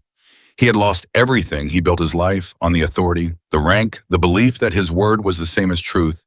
And in the end, the thing that destroyed him was not Emily and not the panel and not even the recording. It was the truth itself, which had been sitting in an archive the whole time, patient waiting, requiring only that someone be willing to go and find it and carry it into the light, no matter what it cost them. The recording had not destroyed Colonel Jonathan Whitaker. The recording was just a machine that remembered. What destroyed him was that a wounded chief refused to stay in his hospital bed, and a frightened lieutenant pointed toward a landline, and a sergeant refused to seal a file, and a shaking young specialist told the truth anyway, and a major pulled a thread she could have left alone, and an old general chose his honor over his career, and a Gold Star mother demanded that her son means something. What destroyed him was people. Ordinary people, most of them afraid, every one of them choosing to do the right thing when the easy thing was right there for the taking. Emily Carter served many more years. She was promoted eventually, though she never chased it. She commanded other teams, brought other people home, and every single time a helicopter touched down and she counted the faces coming off it, she thought of the 14 she had counted that morning at Coronado, And she thought of the three she had never gotten to count 14 months before, and she made sure every time that someone came. Because that was the whole thing. That was the entire promise the uniform was built on. When you call somebody answers, a title does not make a leader. A rank does not make a commander worthy of the men who follow them. Power that abandons the people it exists to protect is not power at all. It is only cowardice wearing a uniform. Emily Carter had learned that on a runway at dawn, stripped of her weapon and her badge and her command, standing straight in front of a man who had betrayed everything the uniform meant. And she had spent the rest of her life making sure that the truth when it mattered most would never again have to depend on luck to be heard. The colonel betrayed a soldier who trusted the chain of command, and he did it twice and he lied about it, and he almost got away with it forever. But he forgot that the truth does not disappear just because a powerful man wishes it gone. It waits, and as long as there is one person willing to stand up scared and outmatched and with everything to lose and say out loud what actually happened, the truth will always in the end find its way into the light. General Anderson kept his word, and it turned out that keeping it cost him exactly what he had said it would. Within a week, the two men who had called him about institutional stability made their displeasure known. It did not come as a shout. Men at that level never shouted. It came as an empty chair at a meeting he had chaired for 6 years, a meeting that had somehow been rescheduled to a day he could not attend, with a new name at the head of the table by the time he returned. It came as an invitation that did not arrive to a dinner where the decisions that shape careers were made over quiet conversation. It came as a phone call from an old colleague, awkward and apologetic, telling him that perhaps it would be best if he kept a lower profile for a while just until things settled. Anderson listened to all of it, and he felt exactly nothing, which surprised even him. When Emily heard about it, she came to his office to apologize for the cost he was paying on account of a fight she had started. She got about 4 words into it before he raised a hand and stopped her cold. "Don't," he said. "Don't you dare come in here and apologize to me for this. Sir, you're losing things that took you a career to build because of a case I brought to you. That's on me. It is not on you, Commander, and I'll thank you not to steal it from me." Anderson leaned back in his chair and studied her. "Let me tell you something about what they're taking. Committees, dinners, invitations, the little machinery of influence that men my age start to mistake for the actual work." He shook his head slowly. "I spent too many years caring about that machinery, worrying about which room I was in, whose good graces I was in. And you know what all of it was for, so that one day when something like this landed on my desk, I'd have the standing to do something about it. That was supposed to be the point of all the maneuvering. The influence was supposed to be a tool for a moment exactly like this one. And now they're taking the tool away for using it," Emily said quietly. "Now they're taking the tool away for using it," Anderson agreed, "which tells you everything you need to know about what that tool had become. If the price of keeping my committees was staying quiet while a colonel got away with murder, then those committees were never worth what I paid to get them." He looked at her, and there was a fierce old light in his eyes. "I'm 63 years old, Commander. I have done this job as well as I know how for 4 decades. And if the very last thing I do in this uniform is drag the truth about Elias Turner into the daylight, then I will hang it up prouder than I've ever been. They can have their rooms. They cannot have my honor. That's the one thing in this whole business that was never theirs to give or take." Emily did not apologize again, but she carried what he said with her because it was the same thing she had felt in the cell, the same thing that had kept her spine straight on the runway, put into the plain words of a man who had spent a lifetime learning it. There were things they could take from you, and there was one thing they could not unless you handed it over yourself. The formal review convened 3 weeks after the Ridge, and it was everything Anderson had promised it would be. Thorough, on the record, impossible to seal. Emily had expected it to feel like a victory. It did not. It felt like surgery, necessary and precise and painful, the careful cutting away of a lie that had grown into the body of an institution and would have to be removed piece by piece. The Ridge recording was entered into evidence first, and it was played in full for a panel of 7 senior officers who sat in absolute silence as Whitaker's own voice denied 14 soldiers the help they had begged for. Emily had heard it 3 times now. It did not get easier. She watched the faces of the panel as her own voice came through the speaker flat and controlled, requesting emergency extraction, And then Whitaker's voice, calm and cold, citing a weather restriction that had never existed. She watched a colonel on the panel close his eyes. She watched a woman with a general's star lean forward slowly, as if drawn toward the speaker against her will. And then the second recording was entered and the room changed. Because the first recording, terrible as it was, ended well. The panel knew that. They knew the 14 came home. There was a floor beneath the horror of it, the knowledge that this story had a survivor telling it. The second recording had no such floor. They heard Staff Sergeant Elias Turner request extraction, his voice younger than Emily had imagined, steadier than it had any right to be. They heard him request it a second time, and now there was gunfire, distant but real cracking, behind his words. A third time closer now, his breathing audible, the discipline in his voice, straining against something no 29-year-old should have to hold. And they heard Whitaker, unchanged, unbothered, sitting somewhere safe, deny him with the same cold words he would use on Emily 14 months later. Adverse conditions. Hold position. Follow the order. And then the fourth request, and the denial, and the last thing anyone would ever hear from Elias Turner. Roger, holding position, out. The recording hissed into static and then into silence. The panel did not move. The colonel, who had closed his eyes during the first recording, now put his hand over his whole face and held it there, and his shoulders moved once, and no one in that room pretended not to see it, and no one held it against him. The woman with the star sat back very slowly, and for a long moment the only sound in the room was the low electric hum of the equipment that had just played a young man's death into a room full of people who had the power to have prevented a dozen more like it, if only they had listened to the machines that were always listening. Emily sat with her hands folded and made herself breathe. When they called her to testify, she told them everything.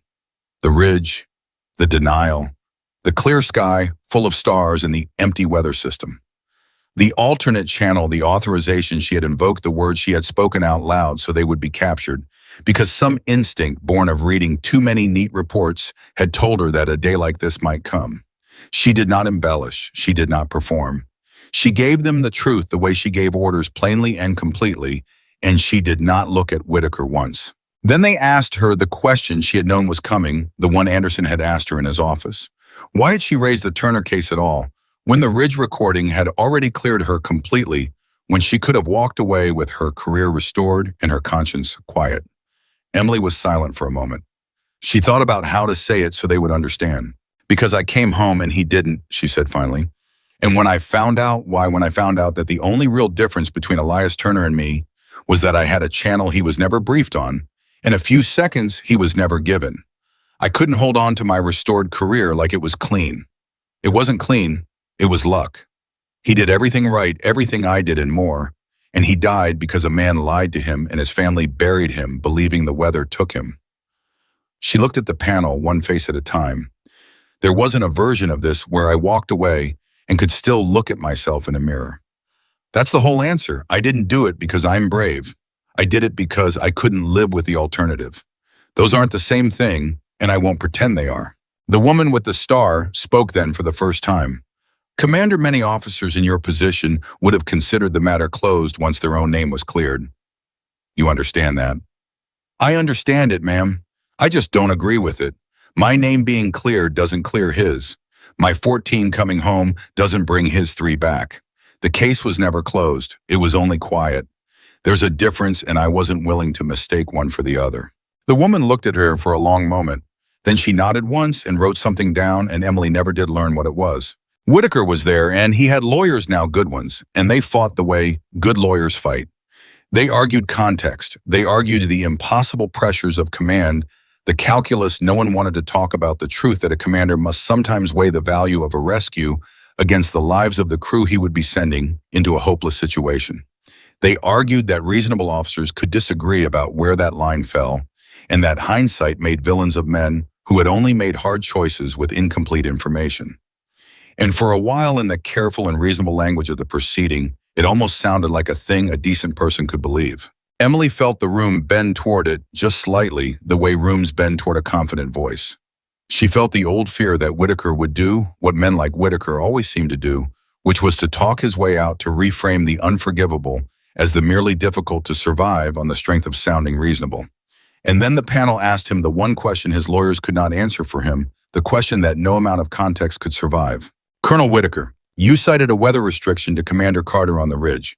You cited adverse conditions to Staff Sergeant Turner 14 months earlier. This panel is asking you to provide documentation for either one: the advisory, the source, the system entry, any record anywhere that these conditions existed. Take whatever time you need. The room went quiet, and Emily watched a man who had built his entire life on the belief that authority and truth were the same thing sit in front of that panel with absolutely nothing in his hands. Because there was nothing. There had never been anything. The restrictions had lived only in his voice spoken into radios he had forgotten were listening, and now that he was being asked to produce them as facts rather than assert them as authority, they simply were not there. They had never been there. They dissolved the moment anyone asked them to stand on their own. The conditions, Whitaker began, and his voice was not quite as smooth as it had been, were an assessment, a judgment based on my read of the tactical picture at the time. A judgment, the panel officer said. You described it to two separate teams as a restriction. Not a judgment, a restriction. Something external to your judgment, something imposed from outside. You told those men the sky was closed. So this panel will ask you directly, and it will ask you to answer with a single word. Was there a weather restriction on the night you denied Commander Carter's team, yes or no? The silence stretched until it was almost unbearable. No, Whitaker said at last, and it came out barely above a whisper. There was no formal restriction. So you lied to them. I made a decision I believe was correct. Colonel, the officer's voice did not rise, and that was what made it terrible. You are not being asked whether you believed your decision was correct. You are being asked whether you lied about the reason for it. You told 14 soldiers the sky was closed so they would obey without argument when the sky was open, and the real reason was a choice you did not want to defend. Did you or did you not lie to them so they would follow an order they would have questioned if you had told them the truth? And Colonel Jonathan Whitaker, cornered at last with no rank left that mattered and no authority left to hide behind and no story left that anyone would let him control, said the truest thing he had said in 14 months. Yes, he said, I lied to them. The room did not gasp. It did not need to. The words settled over everything final and complete, and heavier than any verdict could have been, because it had come from his own mouth. Emily watched a lifetime of careful construction collapse into a single syllable. He had lied so that men would die quietly and obediently, and he had just admitted it out loud on the record in a room full of people who would remember it for the rest of their lives. There was nowhere left for him to go, and Emily felt no triumph. She felt only a vast and weary sadness because it had taken so much cost, so much required a near miracle of ordinary people making brave choices just to arrive at a man finally admitting the thing that had always been true. The panel's findings came down 2 weeks later. Colonel Jonathan Whitaker was found to have knowingly falsified operational orders, resulting in the deaths of Staff Sergeant Elias Turner and 2 members of his team, and to have attempted the same with Commander Carter's unit. The matter was referred for court-martial. Emily did not celebrate. Reynolds came to find her when the findings were announced, his shoulder healed now out of the sling, though he still favored it in the cold, and he asked her if she wanted to go watch when they finalized it. You don't want to see him get what's coming, Reynolds asked. No, Emily said, I don't. After what he did to you, to the team, to Brooks, I'd have thought you'd want a front row seat. Emily thought about it the way she thought about everything honestly and completely. I've seen enough of Jonathan Whitaker to last me the rest of my life, Marcus. And watching him fall doesn't fix a single thing. Turner's still gone. Those 2 men with him are still gone. Whitaker in a cell doesn't give Ruth Turner her son back. It doesn't unbury anybody. She shook her head. Men like him, we tell ourselves that watching them get punished is justice. But it's not really. It's just the end of the wrong. The right thing is a whole separate job, and it starts after he's gone, and it's got nothing to do with him at all. The families, Reynolds said quietly. The families, Emily agreed. Reynolds was silent for a moment. Then he said, you know, when I dragged myself down to that equipment room with a busted shoulder to call Morgan, I thought I was doing it to save you. Get the recording, clear your name, get you your command back. That was the whole mission in my head. Save the commander. He looked at her. I didn't know I was pulling a thread that went back 14 months. I didn't know there was a whole other story hiding under yours. None of us knew, Emily said. That's the part that should scare everybody, Marcus. It was all there the whole time, sitting in an archive. Turner's recording existed for 14 months, complete undeniable, and it did nothing save nobody because nobody had a reason to go looking for it. The truth was just sitting in the dark waiting for a wounded chief to crawl to a landline.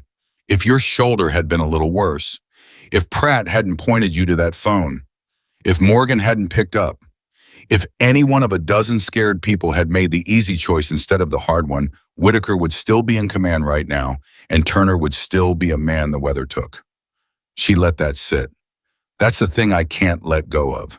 Not that he did it, that we almost never caught him. That catching him took a miracle. And that thought, more than the verdict, more than the court-martial, more than her own vindication, was the one that would shape everything Emily did next. But first there was Ruth Turner. General Anderson had insisted on notifying Elias Turner's family himself in person, and he had asked Emily to come with him, and she had said yes without hesitation, and then spent 3 days more frightened than she had been on the ridge. Because a firefight she understood. She knew how to survive being shot at. She did not know how to walk into a mother's home and take away the story she had grieved for 14 months and hand her a worse one in its place. The Turner home was in a small town, the kind of place where the whole community had mourned when the gold star went up in the window. Ruth Turner was a small woman with steel in her spine and grief worn so deep into her that it had become part of how she stood. She opened the door and saw a general in dress uniform on her porch, and Emily beside him, and her face did something complicated and awful, because a general at your door is never good news, and she had already received the worst news a mother can get. "General," she said carefully, "I don't understand. My Elias, that was over a year ago. We buried him. It's finished." "What is this, Mrs. Turner?" Anderson said, and his voice was gentle in a way Emily had not heard from him before. "My name is Michael Anderson. This is Commander Emily Carter. May we come in? There's something you need to hear, and it isn't a thing to say on a doorstep." She let them in. She sat them down. She made coffee out of the reflex of a woman raised to be hospitable, even in the presence of the unknown. And Anderson accepted it because refusing would have taken something from her, and they sat in a living room with a folded flag on the mantel and photographs of a young man in uniform covering the walls, a boy grinning at his graduation, a young man in the field, a son frozen at 29 forever. And then General Anderson, 63 years old, 4 decades in the service, a man who had faced enemy fire and impossible commands, did the hardest thing Emily had ever watched anyone do. He told a mother the truth. He told her that her son had not died in adverse conditions. He told her that Elias had requested extraction 4 times, that he had held his position and kept his men together and led them exactly the way a leader is supposed to lead. He told her that the man who should have sent help refused and lied about the reason and buried the lie in a report that called a betrayal a misfortune.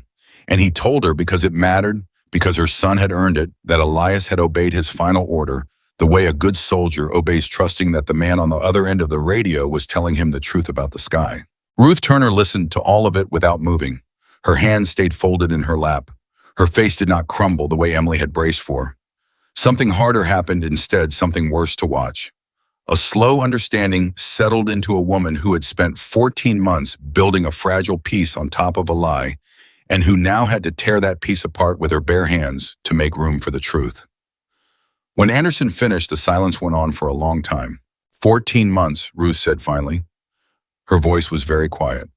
For 14 months, I told myself there was nothing anyone could have done, that the weather turned, that the enemy was too strong, that it was just his time and no one was to blame because a mother can't survive on anger, so I laid it down.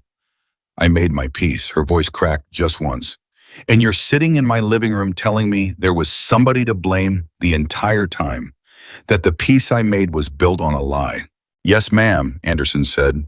I'm afraid I am. My Elias called for help 4 times.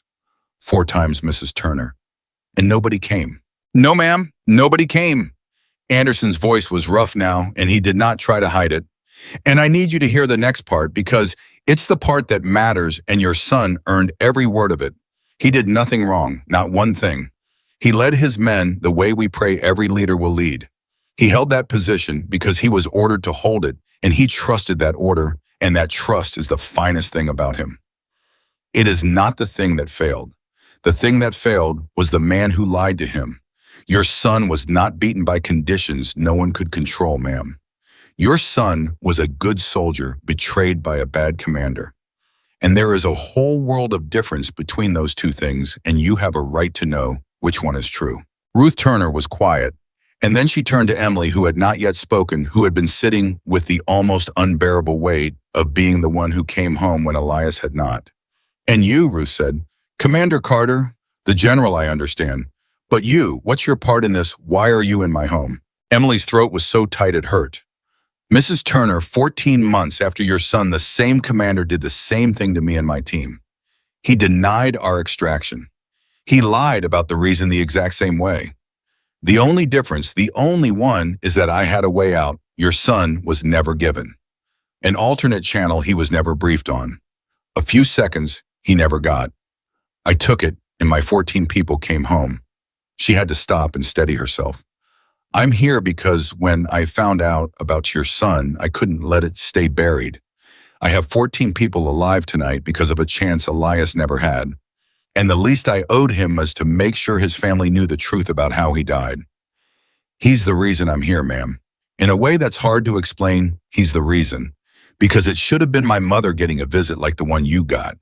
By every odd, it should have been me on that ridge with no way out. He didn't get the luck I got, and I couldn't take my life back and leave him a comfortable lie. So I made him a promise I never got to say to his face. I promised him that somebody would come for the truth even though nobody came for him.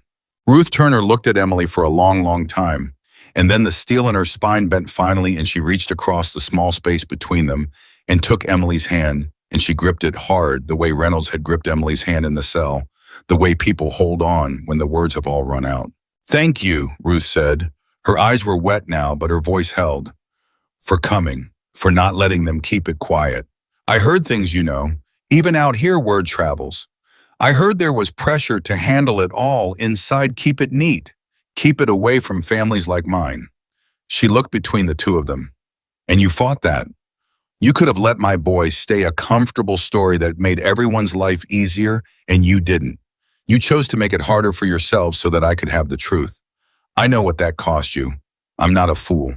It cost us nothing worth keeping, ma'am, Anderson said quietly. Ruth wiped her eyes, and then slowly the grief in her face reorganized itself into something else. Something with a spine and a purpose. Then here's what I need from the both of you, she said. I don't want my son to be the reason one bad colonel goes to prison and then everyone dusts off their hands and calls it justice. That is not enough. Do you hear me? Elias did not die so that one man could be punished. If you want to honor my son, you make sure that this can never happen to another mother's boy. You make certain that when a soldier calls for help and some coward says no and lies about it, there is a way for the truth to come out that does not depend on luck. Because my Elias had no luck, and I will not spend the rest of my life knowing another mother might lose her son the same way, waiting on the same miracle that almost didn't come. Her grip tightened until it nearly hurt. You promise me that, Commander Carter. You look me in the eye and you promise me you will make it so the next Elias does not have to be lucky. And Emily Carter, who had made a promise to a dead man she never met, now made the same promise to his living mother, and she meant it with everything left in her. I promise you, she said, holding Ruth's eyes without flinching. Your son is going to change how this works. Not as a footnote, not as a quiet settlement. He is going to be the reason it gets better, and his name is going to be on it. I give you my word, and I have never in my life broken my word to anybody who was counting on it. She kept it. It did not happen quickly because things worth doing never do. But Emily Carter, restored to her command, and now carrying a reputation that even the officers who disliked her could not wave away, began to push. She used the two recordings as the twin foundations of an argument she made again and again to anyone who would listen, and a great many who would rather not have. The evidence, she said, had existed the entire time. Turner's recording had sat complete and undeniable in an archive for 14 months and had saved no one had surfaced. No truth had done precisely nothing because it had depended on a wounded chief dragging himself to a landline and a woman in a cell thinking 3 moves ahead. The system had faithfully preserved the proof of a murder and then buried it in a place no one would ever look unless they already knew the crime had happened. That Emily argued over and over in rooms full of skeptics, in rooms full of allies, and rooms full of men who wished she would let it go was the real failure. Not just Whitaker. The fact that stopping Whitaker had required a chain of ordinary miracles. So she pushed for something simple and hard to argue against. A review protocol. Anytime an extraction request was denied and casualties followed, the associated command channel recording would be automatically pulled and independently reviewed outside the chain of command that had made the call. Not to second-guess every hard decision, because hard decisions were real, and Emily knew that better than almost anyone alive. But to guarantee that when a commander told a team the sky was closed, someone somewhere would check whether the sky had actually been closed. To make certain the truth would never again need luck to surface. To make certain the next Elias Turner would not have to depend on the chance that a good person happened to survive to tell the story. There was resistance. Of course there was resistance. It came from the same instinct that had made 2 men call General Anderson about institutional stability, the instinct that would always prefer avoiding embarrassment to admitting fault, that treated the reputation of the institution as more sacred than the lives the institution existed to protect. Emily met that resistance in meeting after meeting, and there were days she came home certain she had lost, certain the protocol would die quietly, the way inconvenient things always died. But Emily had 2 things the resistance did not. She had proof, the kind that played through a speaker and silenced a room and could not be argued into meaning something else. And she had a Gold Star mother named Ruth Turner who was willing to say her son's name out loud to anyone who tried to make it disappear, who wrote letters and made calls and sat in waiting rooms. A small woman with steel in her spine who had buried a son once and would be damned before she let him be buried a second time under bureaucratic silence. It took the better part of 2 years. There were setbacks that felt final and were not. There were allies who wavered and returned, and opponents who softened when they finally heard the recordings for themselves, because it turned out that very few people could listen to Elias Turner say Roger holding position out and then go back to arguing about institutional stability with a straight face. And in the end, the protocol became real. On the day it was formalized, Emily Carter did not celebrate.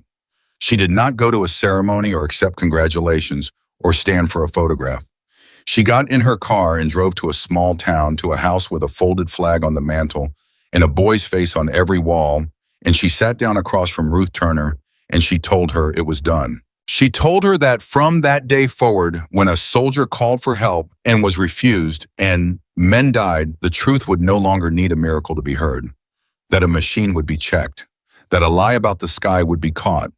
And she told her that her son's name was written into the protocol itself quietly in the dry official language of such things, so that every officer who ever operated under it would be operating under a rule that existed because a staff sergeant named Elias Turner had requested extraction 4 times and been abandoned, and because his mother had refused to let that abandonment mean nothing. Ruth Turner cried then, not the crying of grief. Emily had seen enough of that in this house to know the difference. This was something else. This was the crying of a mother whose son's death had finally been given a meaning worthy of the man he had been.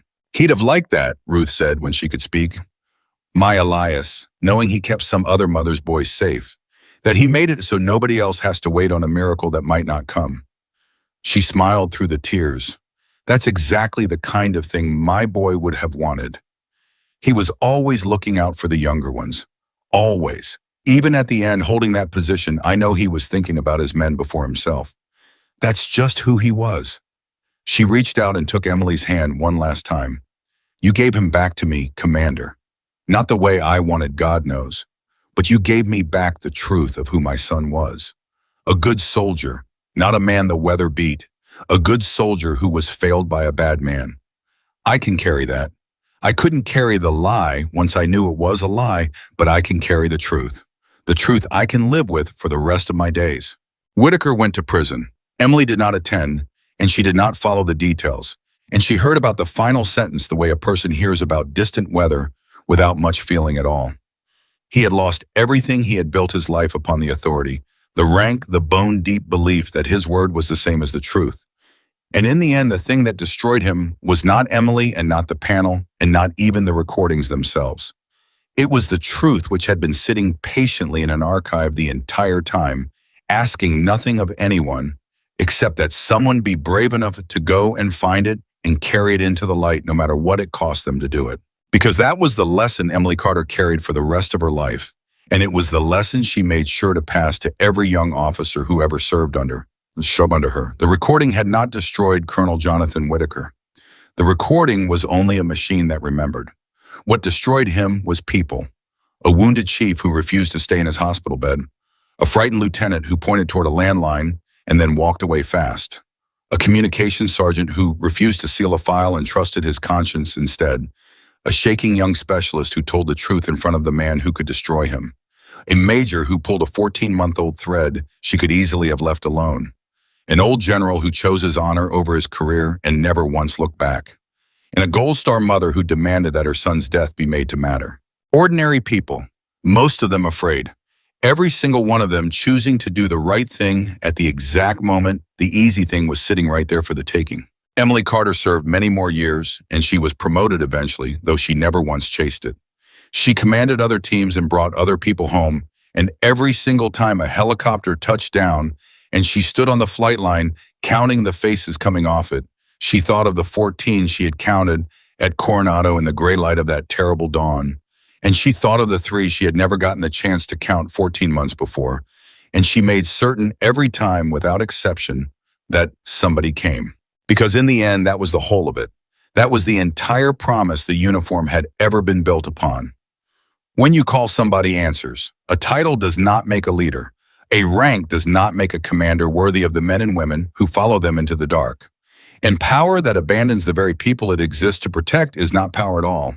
It is only cowardice wearing a uniform, and the truth will find it out in the end, however long it takes, however deep it is buried, because there will always somewhere be one person willing to stand up scared and outmatched with everything to lose and say out loud what actually happened. Colonel Jonathan Whitaker betrayed a soldier who trusted the chain of command, and he did it twice and he lied about it both times, and for 14 months he got away with it completely. But he made one mistake that undid all the rest. He believed that being powerful was the same as being right, and he forgot that the truth does not vanish simply because a powerful man wishes it gone. The truth waits. It waited in an archive for 14 months, and it waited in the memory of a boy on a runway, and it waited in the steady voice of a woman who would not be broken in a cold gray cell. And when the moment finally came, the truth spoke in Whitaker's own voice, and it brought the whole thing crashing down. The recording did not expose Colonel Whitaker. Courage did. And in the end, that is the only thing that ever truly does.